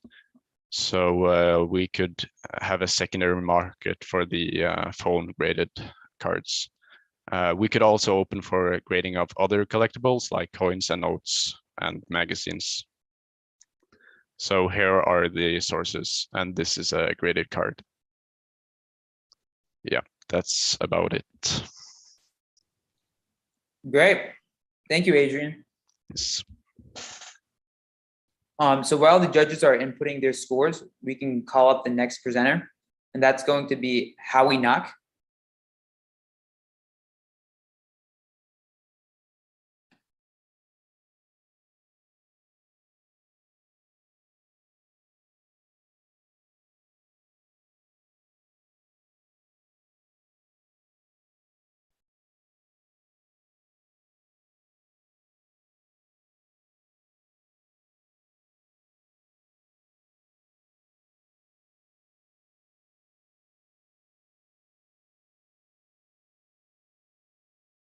All right, thank you, Howie.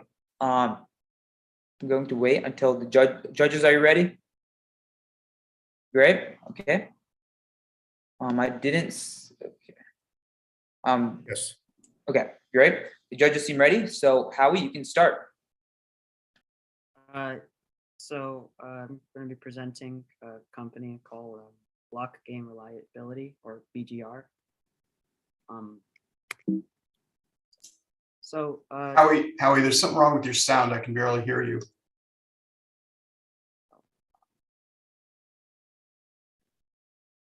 Maybe just try speaking a little bit up, speaking a little bit louder. It should be fine. is this better? Yeah. Mm-hmm. That's far better. Yes. Great. Yes. Yes. Great. Okay, cool.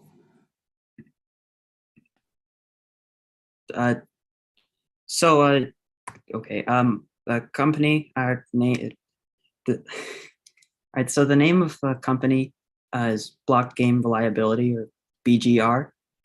And so the problem that I'm addressing is that many companies don't have a strong way to combat piracy and version authenticity. And it's like, according to CNBC, for $74 million lost, and 2.5 billion or 2.5 billion pirated games were downloaded in 2016.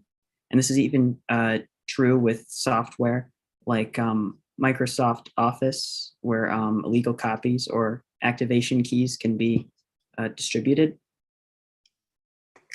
So the main idea of this company is to have the game companies sell their software along with an NFT to verify the authenticity of the game, and also implement other anti-piracy methods that'll make it harder to pirate than current methods, but there's still ways that people could get around that.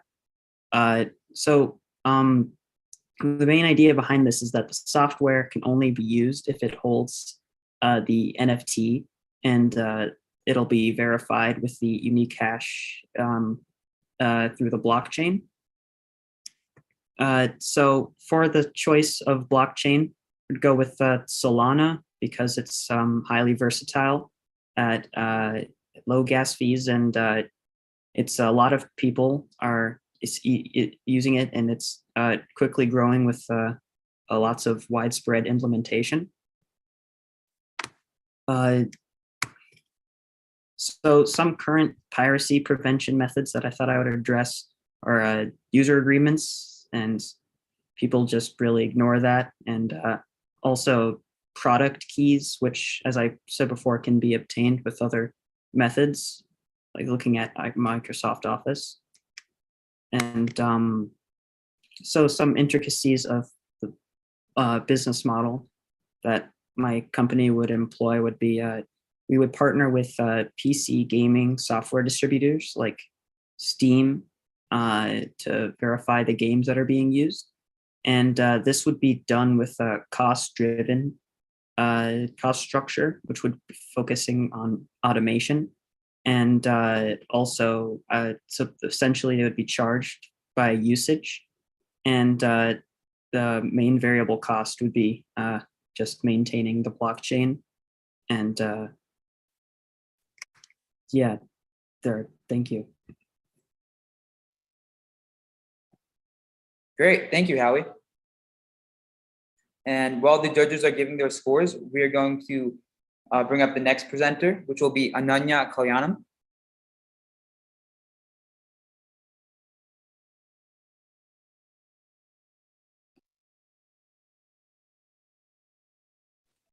Hi, my partner is sharing her screen. Okay.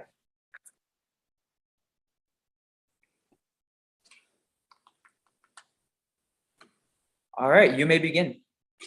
Okay, so for our idea, we decided to do a college verification service to help solve the issue of fake degrees. So it's called, the company name is called CLIF.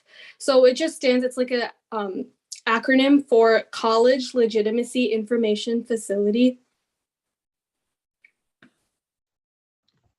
And so the problem with fake degrees is that in today's world, college degrees are really significant for helping people get opportunities and jobs. And studies show that about 65% of all jobs require a college degree. And this leads to many people buying fake degrees to be able to get those jobs. And almost 500,000 Americans hold fake degrees. And this can be detrimental because those people don't have experience in the field because they didn't actually get the degree. And so those people are hired in fields such as healthcare. It can be very dangerous to the public. And so our potential solution is to use blockchains to verify the degrees. And these blockchains will create a permanent, public, and transparent system to solve the issue of fake degrees. Every college graduate will be uploaded into a system in which the credentials of each student, such as their degree and the college they graduated from, is clearly shown. And these credentials can only be changed by authorized users. and this will ensure that no one can change their credentials and obtain fake degrees. So for our value proposition, it's just basically like we just reiterated our solution and our idea. So our college degree verification service helps employers who want to ensure the authenticity of their employees' degrees by improving the system of verifying degrees, which will not only reduce the time and cost of finding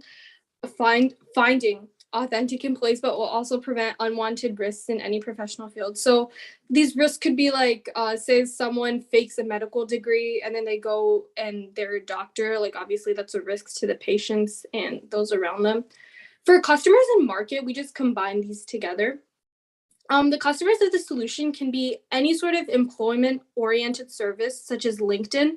Many individuals connect professionally through LinkedIn, and so LinkedIn can use this blockchain system as a tool to verify the degrees of each person. They can show a verify symbol, such as a check mark, next to the degrees that they know are real using the blockchain system. So if an individual, for example, purchases a Harvard degree through a degree mill, degree mills are just like these companies which distribute degrees for a fee. And they show it to a company in an attempt to get a well-respected position. That company can verify it through LinkedIn or any sort of employment-oriented service if they're skeptical. So this can not only benefit the employers, but a large market of employers can amass through this idea. And so this idea actually has many expansion opportunities. So we don't just need to focus on college degrees. We can also go into other like certifications such as passport verification, CPR, scuba diving, and skydiving. And we can use the exact same type of system, but just do it so it would include those different types of services. So any idea always comes with setbacks. So here are some potential setbacks of this idea. It may take a long time to implement, as the credentials of every college graduate will need to be entered into the system. So this will require the support of both colleges and employment-oriented services such as LinkedIn. However, we can overcome this setback by providing an incentive for using the system and creating publicity, which will encourage people to use this more through marketing and other sorts of publicity like social media. Mm-hmm. We think that this idea will really help. It will benefit everyone, like people who are looking for employees, and the employees themselves. And that's our idea. Great, thank you. Thank you guys. And while we're waiting for the judges to put in their scores, we are going to have Enes Yilmaz next. And I might be pronouncing a lot of names wrong, so if I am, just please let me know.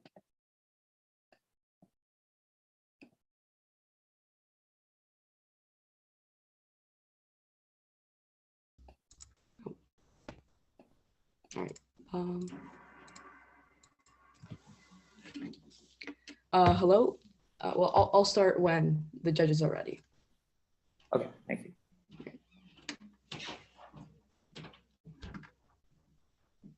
Okay, the judges have inputted their score, so Okay. you are good to go. All right.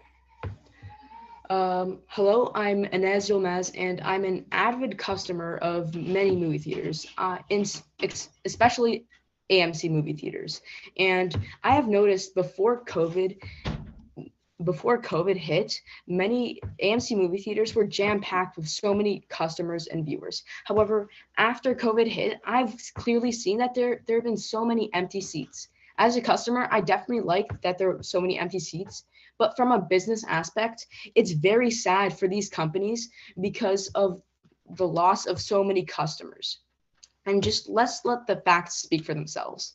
AMC movie theater sales fell by 89% by the end of 2020. Their stock fell by 56% in the past 6 months, and they've seen a loss of $344 million in just one quarter. Next, I'd like to talk about how AMC could use NFTs to profit and have it most advantageous for them. I chose that AMC should use Polygon as a cryptocurrency and blockchain for their NFTs because of their low gas fees for more net profit. And in fact, we have an example of this. Marvel has used NFTs to project and advertise their new movie, Spider-Man Far From Home. I watched this movie, and when I watched it, the whole movie theater was full because of their clever advertisement of NFTs. Over 86,000 NFTs had been sold. In fact, because of this, Spider-Man Far From Home became the 8th largest and highest grossing movie of all time.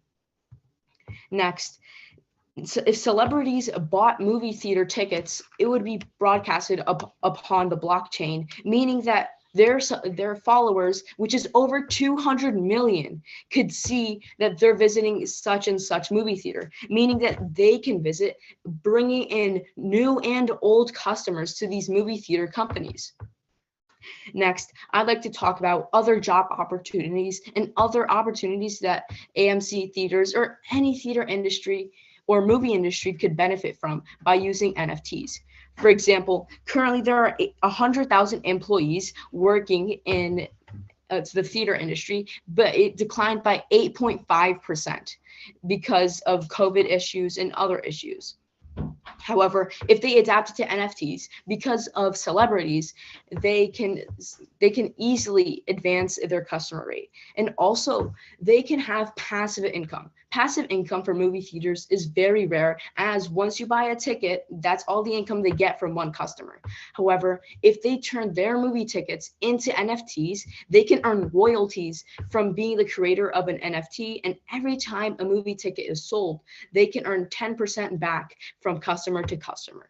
And also, NFTs on the blockchain can also help prevent movie hopping, which is an illegal activity that many people do because they pay less to watch more. And movie hopping is basically when a customer buys one ticket and then after one movie is over, they hop to another movie without being caught. However, because of the natural authenticity of the blockchain itself, the employees at that specific movie theater can check if they have authorization to watch a certain movie. And this is why movie theaters need to adapt to NFTs and the blockchain for authenticity reasons and to drastically help their business because it's a dying business as of now. And if they want any chance of reviving the movie industry, they have to adapt to NFTs and the blockchain. Thank you. Okay, thank you. All right, and up next we have Abnar Fatima.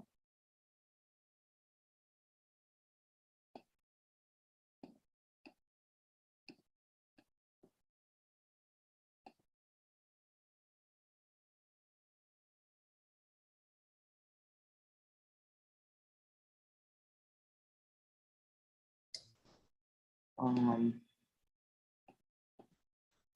right, Abnar, we had your screen for a second, and okay, there it is again.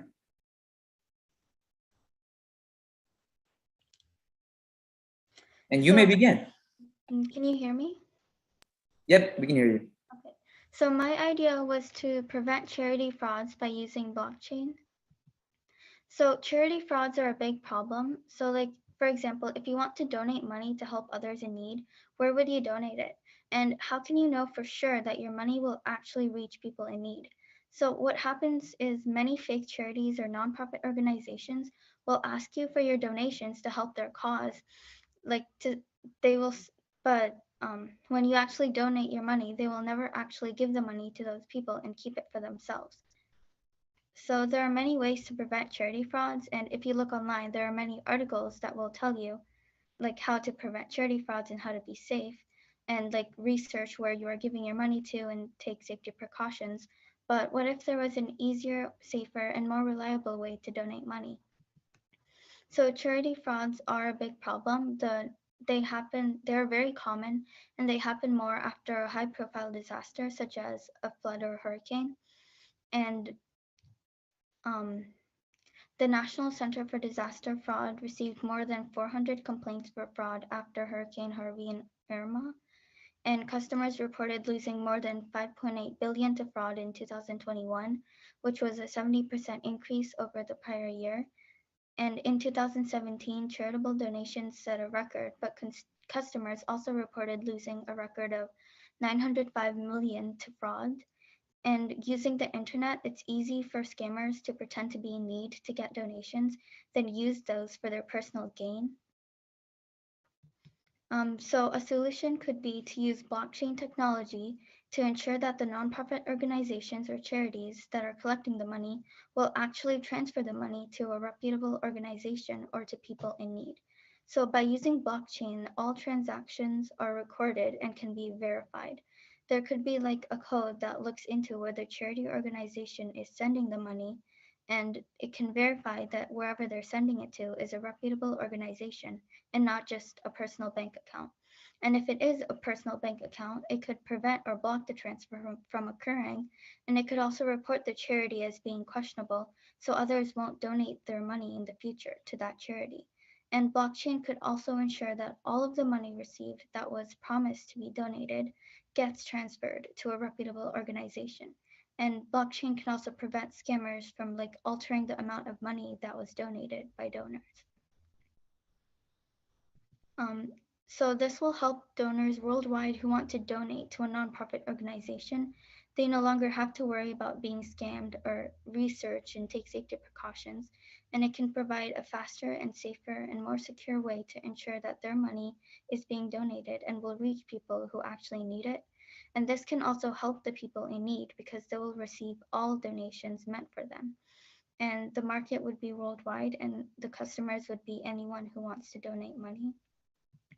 Thank you. Okay, thank you, Abnar. And up next, we have Zaina Wahab. So you Hello. You can share your screen and all right, is it sharing? yeah. Mhm. Okay. But you don't start yet. All right. And then Runmai is my partner. Okay.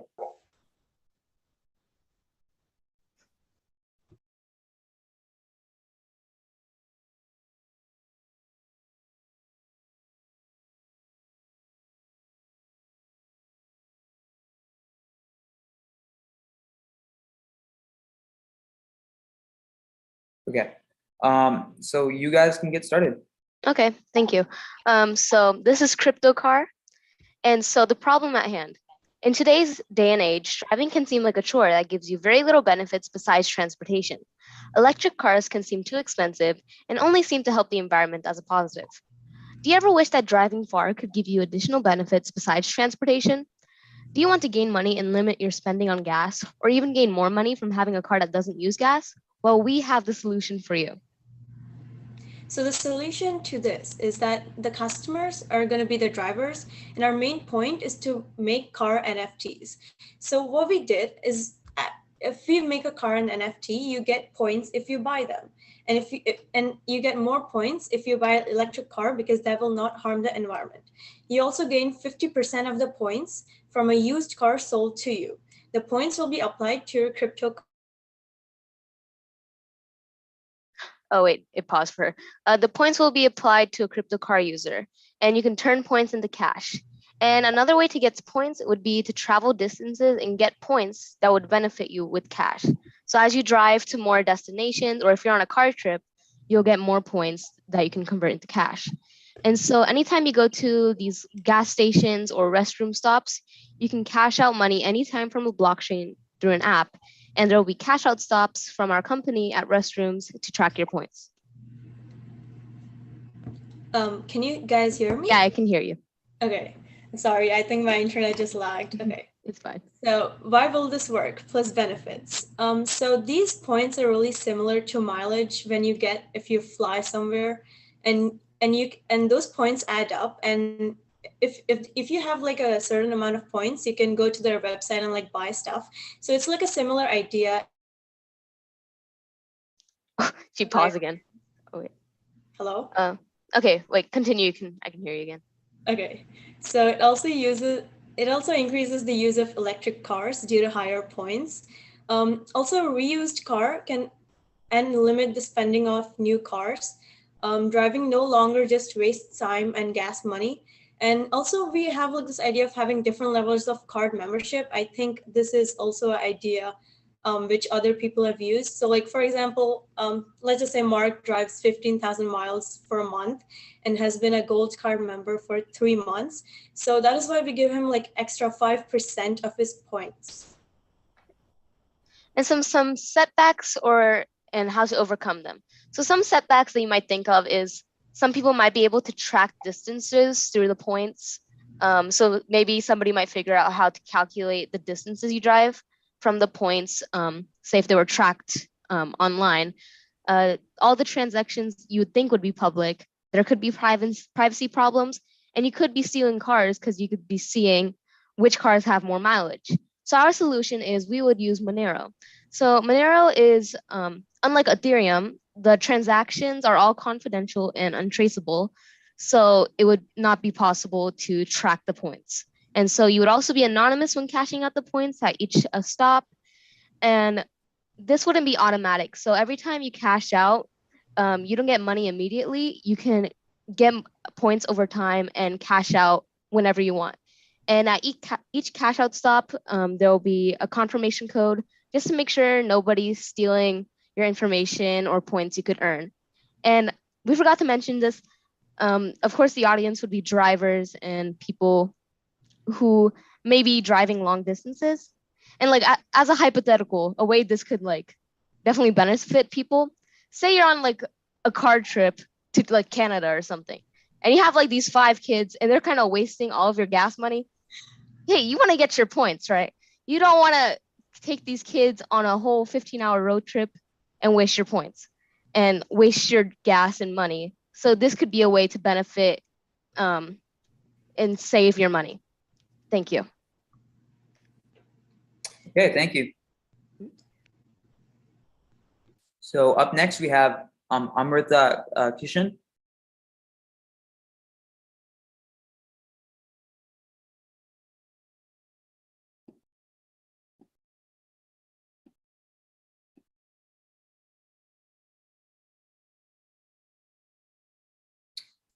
Okay, awesome. Sorry. You good? You can get started. Okay. Let me try and figure out how to. Okay. There we go. Hi, I'm Amrita Kishan, and my product is the Intellect card. So the problem I chose to like come up with a solution for is that in today's world, unfortunately, a lot of students don't have complete control or knowledge about information that they are associated with. And transcripts and meal cards are some of examples. So we know that transcripts hold records of pretty much everything that a student has done and everything during their school years. But unfortunately, the students themselves can't see this. Only the teachers and the schools can. This could actually lead to some stress to the students because they aren't sure of what's on it, and they may feel like they don't have a sense of control. And yeah, they might just be tense about, oh, what are the colleges reading about me? And further, colleges, I recently learned that they provide meal cards, which are basically cards that you use to buy your meals. Pretty self-explanatory. But the thing with these meal cards is that someone can take your meal card and the school's not really going to know that it's not theirs, that it's yours. So this could be something that people take advantage of to like bully students, and that could be really stressful, and it could increase a student's anxiety and nervousness during this time period. And I'm pretty sure I don't need to tell you that students are already super tense at this time period in their lives about, and they're all worried about their future. I'm one of those students. And I don't think we really need any more factors to increase the tension. So the intellect card helps students lead a life with much less complications and stress. So this all-in-one card, it basically contains all the records of the student, and this is partially owned by the student and their school.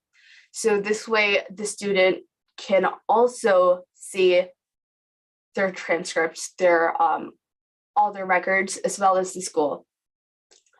They can, this is helpful for them because it like allows them to be, it gives them like a sense of control over what's happening to them, so that they know what's on it. And also, let's say they have something on their transcript that they don't like, but if they know that it's there, they can work towards making it better so that they seem more appealable to future colleges or employers they may apply to.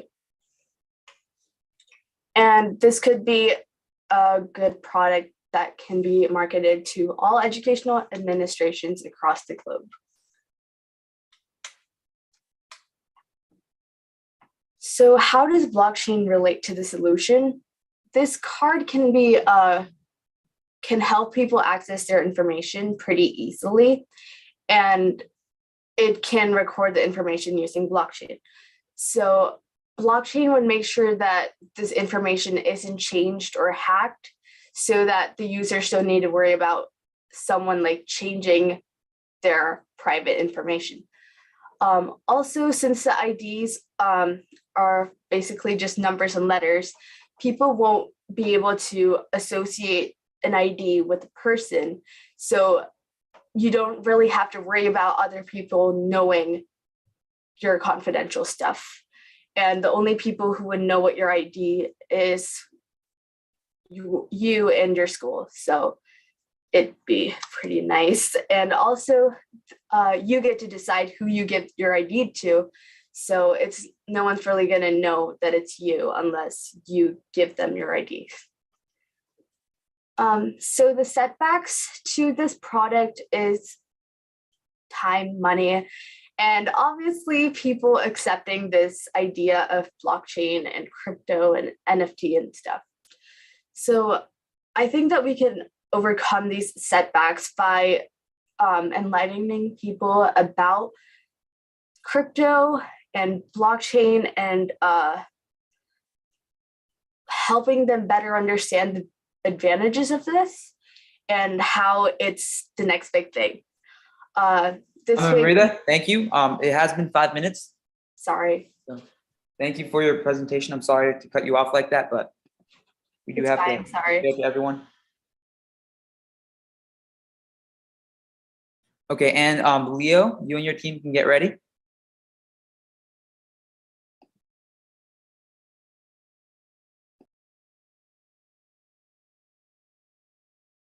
And you may also get started too.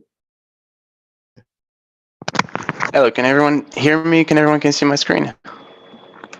Yep, we can hear you and see you. Okay, perfect. Okay, well, so hello everyone. First of all, thank you so much for having me. And today I'm here to present basically Solify, which is what we claim is the future of music on the blockchain. Well, first of all, a little bit of word about myself. My name is Leo. I am 26 years old. I was born and raised in Paris. I have been working with my associate Tevin in the music industry. He has been my artist, and we've been developing basically a music project for a few years now. Here has been the challenge that we are facing. First of all, it's almost impossible to break the mainstream fear. There are very, very complicated legal rules which make a lot of additional work. It's very difficult to monetize your music in a way that you can just pay your bills, pay your rent, and pretty much live off of your product.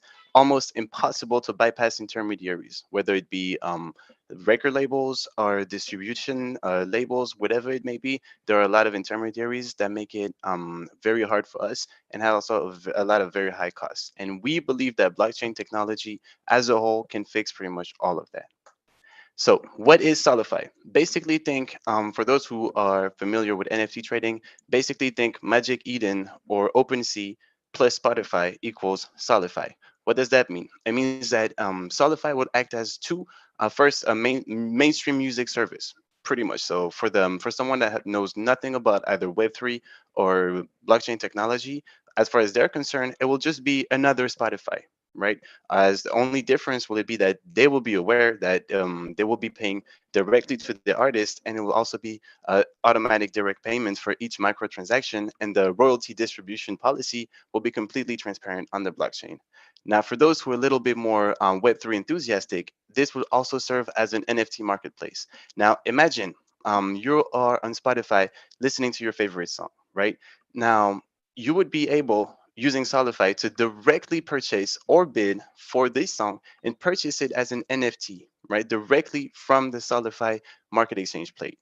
Now, what that will do is it will be able to, first of all, trade your favorite music NFTs on the Solidify marketplace, but you will be able, for instance, to flex your music NFT on your metaverse space. We are seeing a huge rise in metaverse play to earn games, and it's a very increasing market, right? Now, when you think about a game like Sandbox, you see that people, they're marketing themselves. They're using Sandbox as a way to real estate agency. They trade cars, etc., etc. Now, imagine if that person would have like some of the most popular songs as an NFT playing in their metaverse space. That would allow for them to have a lot of publicity, and that creates a whole new economy that would allow for all of us, the creators, the investors, and the music fans, to get money off of it. Of course, it will be an automatization process. We wanted to make it as user-friendly as possible, whether it be from the music consumer or from the music creator. You just simply upload your WAV files, your master files, your MP3 files, whichever it may be, fill out a form, and automatically you're listed. You can be traded on the marketplace, and you can be streamed on the streaming service. Now, how will we implement it, right? Well, first of all, we're obviously on the Web 2, on the metaverse, but we want to use the Solana blockchain, obviously for low transaction fees and for the environmental question. Who will be involved? Definitely the key partners that we will be going for will be the labels and the artists. Why? Because we need their catalog for us to be mainstream in order to break the entries and create mass adoption for blockchain technology as a whole. And obviously IP storage organizations such as BMI or SACEM in France, whichever, right? Because we are going to need to have their support in order to make sure that everything runs smoothly and we're able to be especially a mainstream music service. So obviously, who will be targeted for the streaming service? Pretty much everyone with internet access. But for the NFT marketplace, also we're gonna obviously target metaverse enthusiasts, crypto traders, creators, etc. Right? Through which channel we will market it? Well, obviously Web2, the press, and as we remember with the Beats headphones, if we have the partnership with the artists and the labels, it will take no time for us to become a household name. Here's a breakdown of the cost that we're finding for simply on starterstory.com, basing ourselves for a simple software startup. When obviously within 3 years, we aim to be completely a household name in the sphere. And obviously our pricing policy will be based solely on any business model of a normal Spotify or another streaming website, which is a 10-euro fee, and obviously a 5% royalty fee for each NFT that will be traded for us to be fully sustainable. Now, the setbacks that we may find is obviously a fear of change, slow mainstream adoption, and complicated conversion process. But we believe that our value proposition will be able to overcome all those setbacks, as it offers solution and a source of income to all up-and-coming creators. It adds a growing value to each song individually. It allows big label to join Web3, all the while returning their competitive edge, which is really therefore a lot easier for us to break those labels and their fear of change, and have us on our side and have them be able to collaborate with us. Thank Now, you, Leo. music consumers will also Leo, become a lot more of a thank you. stakeholder. Yes. Well, Leo, thank you very much. It's been Yes, 5 minutes. thank you. So, thank you. Dang. Yes.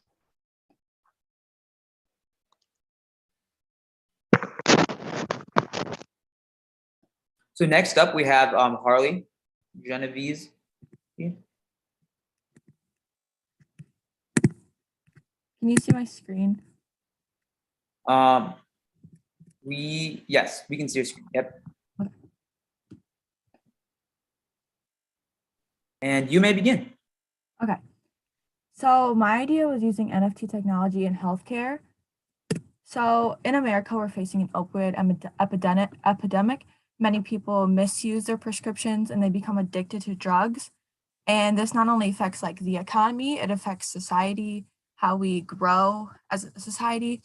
And a lot of this is caused because pharmacists are lobbied by pharmaceutical companies and doctors alike to overprescribe and tamper with prescriptions to put themselves in a better place economically. They make money from doing this, but if we use NFTs, we can have the tampering of these prescriptions eliminated, therefore ensuring that these pharmacists are receiving a prescription that has ethical amounts and types of medications, and they must adhere to the stated amounts and types, which will eliminate the overconsumption of these pharmaceuticals by the patients.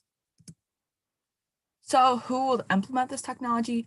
Doctors' offices, hospitals, pharmacies, anyone who has the ability to prescribe a medication to a patient and therefore fulfill the medicine. So the market, it could be beneficial to many parts in the world, but the key focus would be America, specifically cities like Baltimore, Chicago, Washington, Columbus, big cities which suffer from highest rates of prescription drug abuse. The solution to this is having a board of doctors who sit and oversee the prescriptions. And once the prescription is verified by these doctors, they'll place it on the blockchain. And now the doctor that originally prescribed it and the pharmacist cannot alter with this until it is re-verified by this board of doctors, so that they receive a prescription that cannot be misused. It has the correct amounts. There's reasons for these amounts. And so people are not going into addiction. So some setbacks, a corrupt board would make the solution ineffective. It defeats the entire purpose. So they should have to like prove reasons for doses of medications and swear to honesty. It would cost money to implement this system, and some people would not be wanting to do this, especially like corrupt pharmacists and doctors. They wouldn't want to do this because they would be therefore losing money. And it's very time consuming for a board to have to manually verify prescriptions as necessary. And it would be costly to hire a board of people to oversee this process. Thank you. Great. Thank you, Harley. And finally, we have Ashton Yu and Niha.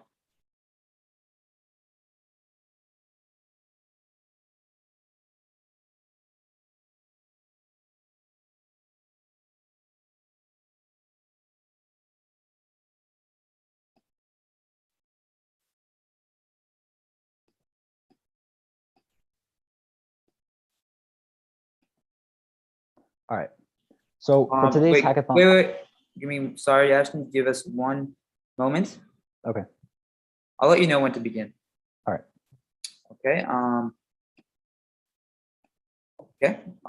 You guys may start. All right. So for today's hackathon, we came up with the idea of making a product that would automate the insurance industry. So with current insurance companies, we see that the process of getting insured, especially with accidents, is very slow. This is because of third-party verification, where other companies need to verify if an accident was to actually occur. And also there's the lack of digitalization, where there is a delay in manual labor with a possible source of error. So that brings us to who specifically are we selling our product to? We're automating the process of receiving claims through insurance, so this would benefit any insurance company. We have a large market for this product since large insurance companies are everywhere around the world. We'd be marketing it to any company that wants a competitive advantage over other companies, regardless of where they're located. So how are we bringing value to these companies and giving them that competitive advantage? By automating the process of claimants receiving the claims they need when a potential accident occurs, our solution will involve smart contracts, which are digital and completely automated, which would save a lot of time for these companies. That way, insurance companies don't have to invest as many resources into human labor to process these claims. Smart contracts are also much more transparent than a normal contract, which would translate into less of an execution risk, ensuring that a company's business plans will be successful when they're put into action. Unlike paper contracts, these smart contracts are also digital and less intermediaries are needed to be involved or hired by companies to keep track of these contracts and store them. And finally, since smart contracts are on the blockchain, it's very hard to tamper with them, and there's increased security to these contracts compared with a conventional contract. So essentially, these smart contracts are how we implemented the blockchain within our automation of insurance claims. We'll have smart contracts that recognize when an accident occurs, and this will automatically provide money to claimants through a mutually agreed upon contract that the insurance company and claimant had formed before the accident. This could be applied to nearly every contract that insurance companies currently have with their consumers and would increase their efficiency across the board. Now, some possible negatives of using these smart contracts are flexibility, because smart contracts are made with code and are logic-based. So a weakness with them is that with many contracts, there are subjective terms that can't be processed by a logic-based system. Terms such as good faith or reasonable can't be processed by code. And so due to these constraints, not every contract can be automated, but most contracts still can, and therefore this still reduces the cost of each company. There's also legal ramifications, because since smart contracts reduce the dependence on lawyers, it is very important that those involved have to be aware of the legal ramifications that the contract has on any law, meaning that they have to make sure the contract they sign is actually legal. We were also going to initially make a front-end system that connects to the back-end blockchain using a graphic design app named Figma. Unfortunately, due to time restraints, we have just the initial idea. Our idea is to create an app where the insured user is signed in and the smart contract checks for accidents reported using law enforcement reports of that accident. Then the contract goes into the blockchain to get information from the user and backtracks its way into making the user sending a user the estimate of the insured costs and the next steps. Thank you for your time and consideration. Great. Thank you, Nihal and Ashton. So that about wraps it up. That's all of the contestants who have went. I'm going to let the judges grade, and I'll give them a few moments.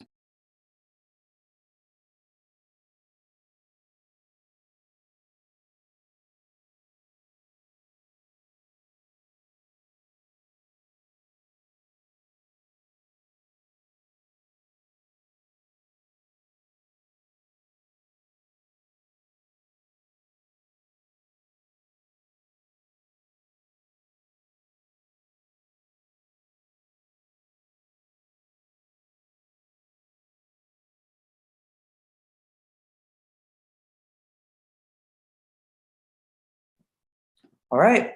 Well, that about wraps it up. All the teams have presented, and the judges have judged everyone. So I will now hand it off to Surya, but just again, I just want to give a big round of thank yous to Mr. Harmon and sorry, I got a message. And Mr. Sopko. So thank you guys so much for being here to create the projects. We would not have been able to do this without you guys. Did any of you want to say or give any words? Sure. Nice ideas. It was hard to tell the high schoolers from the adults because you really stepped up your game. So well done. And it's going to be interesting as this technology impacts society, and we find some interesting use cases to help society, and also maybe not as society impactful, but to also help some of these different business verticals.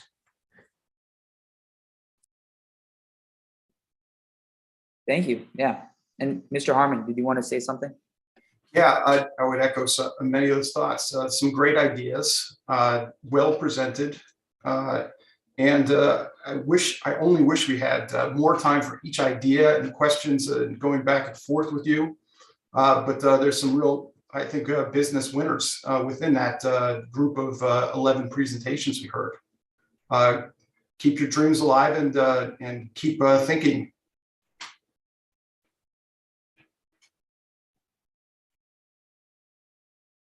Great, thank you guys so much. And like you said, I would agree. This technology has become very useful, and we are seeing some potential changes for our future. And that was the whole purpose of this hackathon. We wanted to teach people, especially high schoolers, who might not have been familiar with what blockchain was, even this morning, to now understanding what are some of the uses and what are some of the uses for society that we can use by implementing this blockchain technology. So that was really something that we wanted to give to these students. And we are so happy by the amount of effort and what we've seen through these projects. So thank you to all the participants who have made these projects, because we are very proud of all of you for making and understanding what blockchain is and its capabilities. And now I'm going to hand it back to Surya, who is going to explain what our next procedures are going to be. Hey guys, so right now we're just tabulating the final results and cross-checking them. Within 4 minutes, we'll have basically our award ceremony, and we'll basically be listing first, second, and third place prizes. I can hand it back off to Pranav or Mark to discuss what the prizes are exactly, and also the bonus prizes, which are DAHS NFTs. And just a note, the international competition had 12 submissions submitted via video. So the international participants over the age of 18, your winners list for second and third will be published within the next 24 hours, since we still have to go through those videos. So thank you all for participating. It's been great. And just sit tight for about 4 or 5 minutes, and then we'll begin the award ceremony.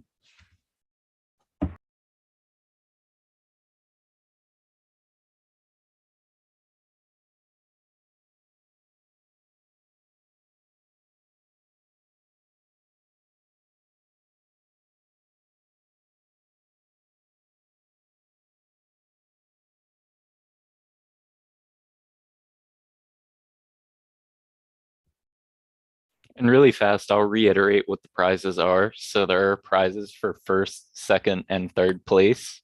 So for first place, there's $500 and NFTs at our second mint, which is March 19th. NFTs for each person that participated. And this is split between international and high school competitors. So it would be 250 and 250. And then there's second place, which is 300 and NFTs for everyone that participated, split between the international and locals. And then finally, third place is $200 and an NFT for each person that participated. And that is also split between international and high school competitors. Let me know if you guys have any questions about that, by the way.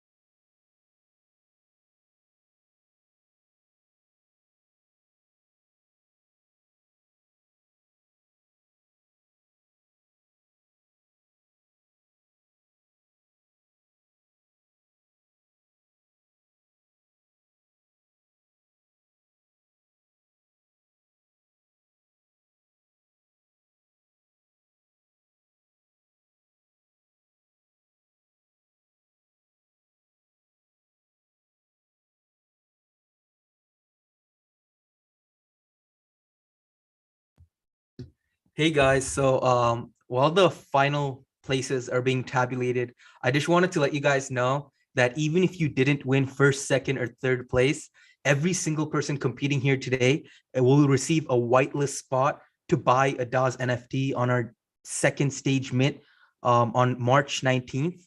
And what this basically means is all of you will be eligible to apply for our $20,000 DAHS scholarship. So as Pranav said, when this hackathon started off this past weekend, we were able to raise $40,000 in 17 minutes. And we're basically dedicating $20,000 of that $40,000 raised to give back to the community as scholarship. So I encourage every one of you to use this whitelist spot and to apply for that scholarship. Since it's meant for people like you, it's meant for people who are really enthusiastic about crypto and who are actively participating in stuff like this. So yeah, even if you don't win today, keep in mind you still get a certificate of participation, and along with that, you get a whitelist spot to buy a DAHS NFT, which basically makes you eligible for applying for the scholarships. And unlike other scholarships, competition is very low since it's a very selective crowd. So you're basically only competing against the people who are here today.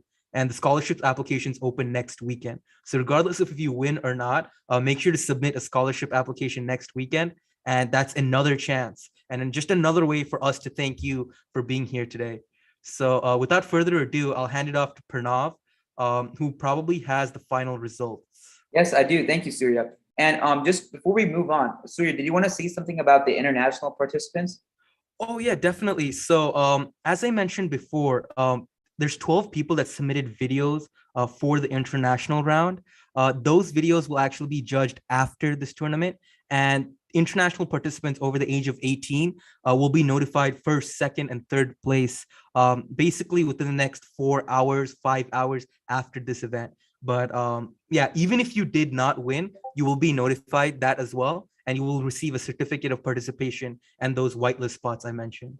So yeah, regardless of your international or domestic participant, everyone will be eligible for the scholarship. So I encourage everyone to apply. And if you're in international round, just sit tight as we grade the last few participants. And finally, I'll hand it back over to you. Yeah, thank you. And just to so that you guys know, the only international participants here, I believe, were Adrian and Leo. So both of your teams were the only international participants. So yeah, so I'm going to share my screen and we're going to get right into the closing ceremony.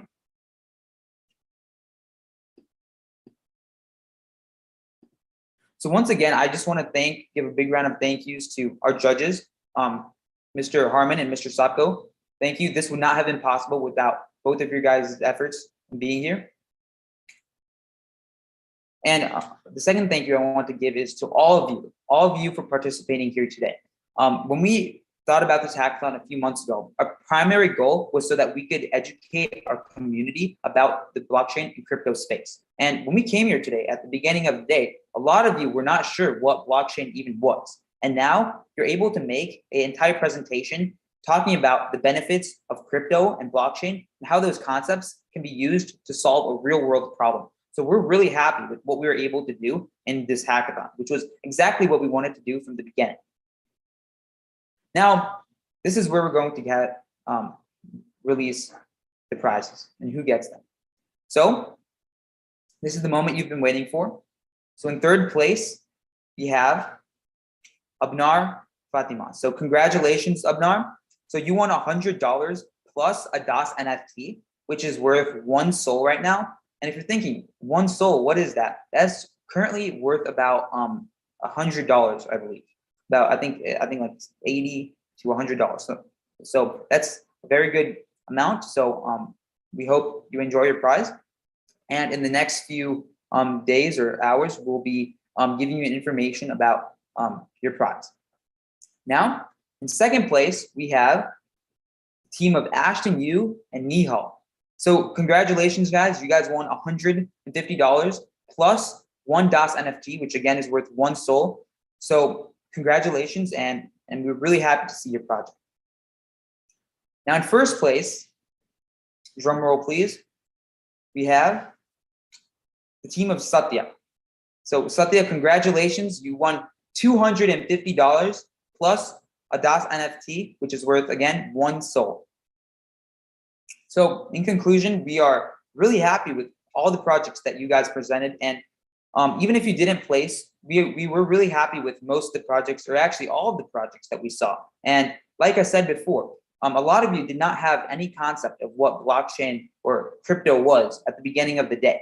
So even just being here and participating and just learning about how this concept can be used to revolutionize the world is, in our experience, a prize itself in educating you guys. Because we think that in the next 10 years, this entire industry is going to expand widely. And understanding this from an early age in high school, and a lot of you guys are in 8th, 9th grade, we think is hugely beneficial. So once again, thank you all so much. And that's what I had to say. Did Surya or Mark, did you guys have anything to add? Mark, I'm sorry, but I cannot hear you. We're unable to hear you, Mark.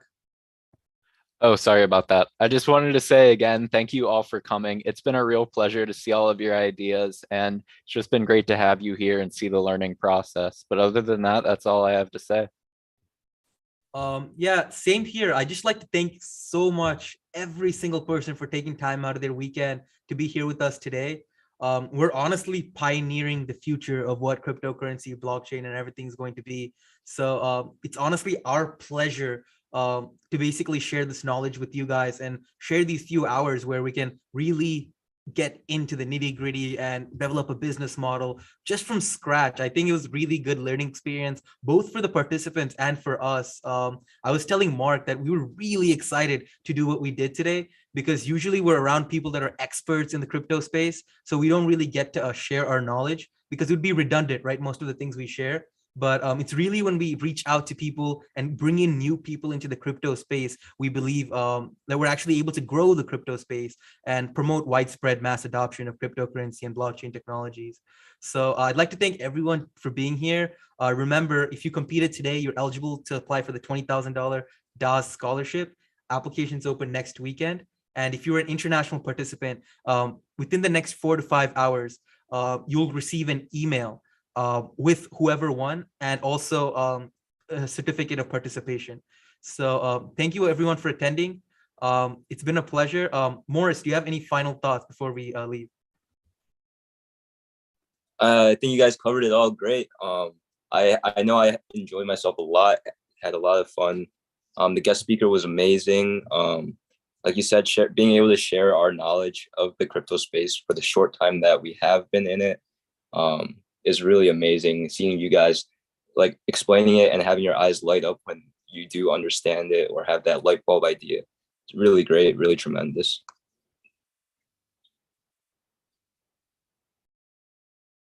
Well, awesome, guys. Well, I'll just stay around to see if anyone has any questions or any final comments. But other than that, this concludes the DAHS International Blockchain Hackathon. We thank everyone for being here. And yeah, thank you all for attending.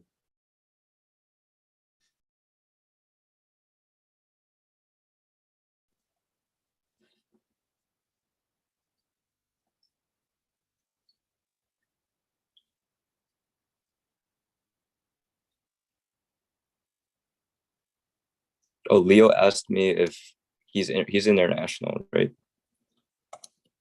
Yeah.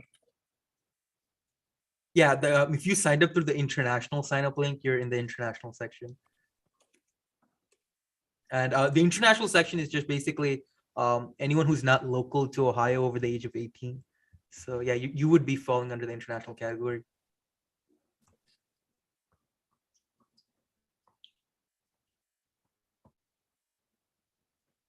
Let me see if that's the YouTube stream is still up. I guess it is. Yeah, it definitely is. I'm gonna stop recording though. I think we can Recording stopped. Awesome. Dude, this thing was a huge success. It was awesome. I had so much fun. I think I had more fun than the participants. Yeah, what did you think for now? Yeah, I thought it was good. I great actually. I think I was better than I expected. Definitely. I think people impressed me. Honestly, I didn't think they'd get this far along making the business model and pitching it. Also, Right. no one was really nervous. No one messed up their speech. Everyone had a fluent pace, and we didn't have to cut really too many people off. So I Right, think right. overall, Presentations it was were a massive really success. good. Which Like, one was that? they spoke really well. Really Like, well, really really well. Yeah, definitely. I also think like in general, everyone was pretty happy. I think most people came here and learned something, and they were able to walk away with at least one or two pieces of knowledge. Maybe it was like the Cardano cows, or maybe it was something the guest speaker said. But I think definitely it brought value both to them and to us as a company as it does. For sure, yeah. Yeah, well, I think we can sign off. We've all been here since 10 a.m. So we can go grab a bite, relax a little. Yeah. End the call now. Last call for any questions or comments. Yeah, there's one in chat. More hackathons. We should have more hackathons. We should. Yeah, definitely. Yeah, we'll definitely look into it. Buddha, my man. Very We good. were also asked if Professor Harmon has any good stock to invest in.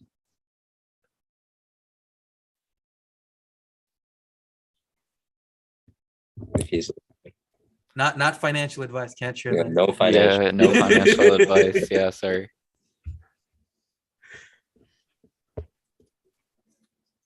Well, awesome, guys. Buddha, I can't hear you. Your mic. Can't hear you. Yeah. You, bro. Still can't hear you.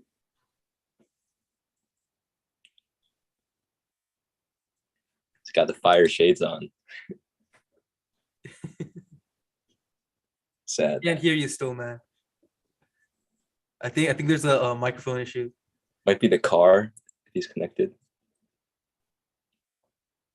Still can't hear you. Oh. Interesting. Hello. Hi guys. Hey, What's how's it up, going, Ryan? Ryan? Welcome back. Thank you. It was cool that we were able to live stream it on YouTube. Nice job. Yeah, thank you for that. Yep. Should I take the broadcast now? Yeah, you can take it down. Will it stay up as a video or no? It doesn't have I to. can I have it do that, I recorded. believe. I have it recorded, so it can stay up as a video and we can upload the recording. But yeah, whatever. Should stay up as a video. It should stay up as a video and we should upload the recording. That's ideal. The live Upload the recording. Maybe we can cut out the time that was just working. That was never recorded. I Oh, it paused wasn't recorded? I paused it. I only recorded Nice, the important nice. parts. Yeah. Okay, good. It'll be a Does very that good- make like separate recordings then? Right? No, it doesn't. I didn't click stop. Really? I clicked pause. Oh. You can click stop and that's separate recordings. I clicked pause. Gotcha. So, yep, That's yep. big brain, big brain. Big brain. Awesome, guys. Well, I'm gonna have to sign off. I haven't eaten anything. I woke up into this hackathon, so I'm gonna go eat some food and relax a little. Enjoy the rest of the Saturday. Awesome.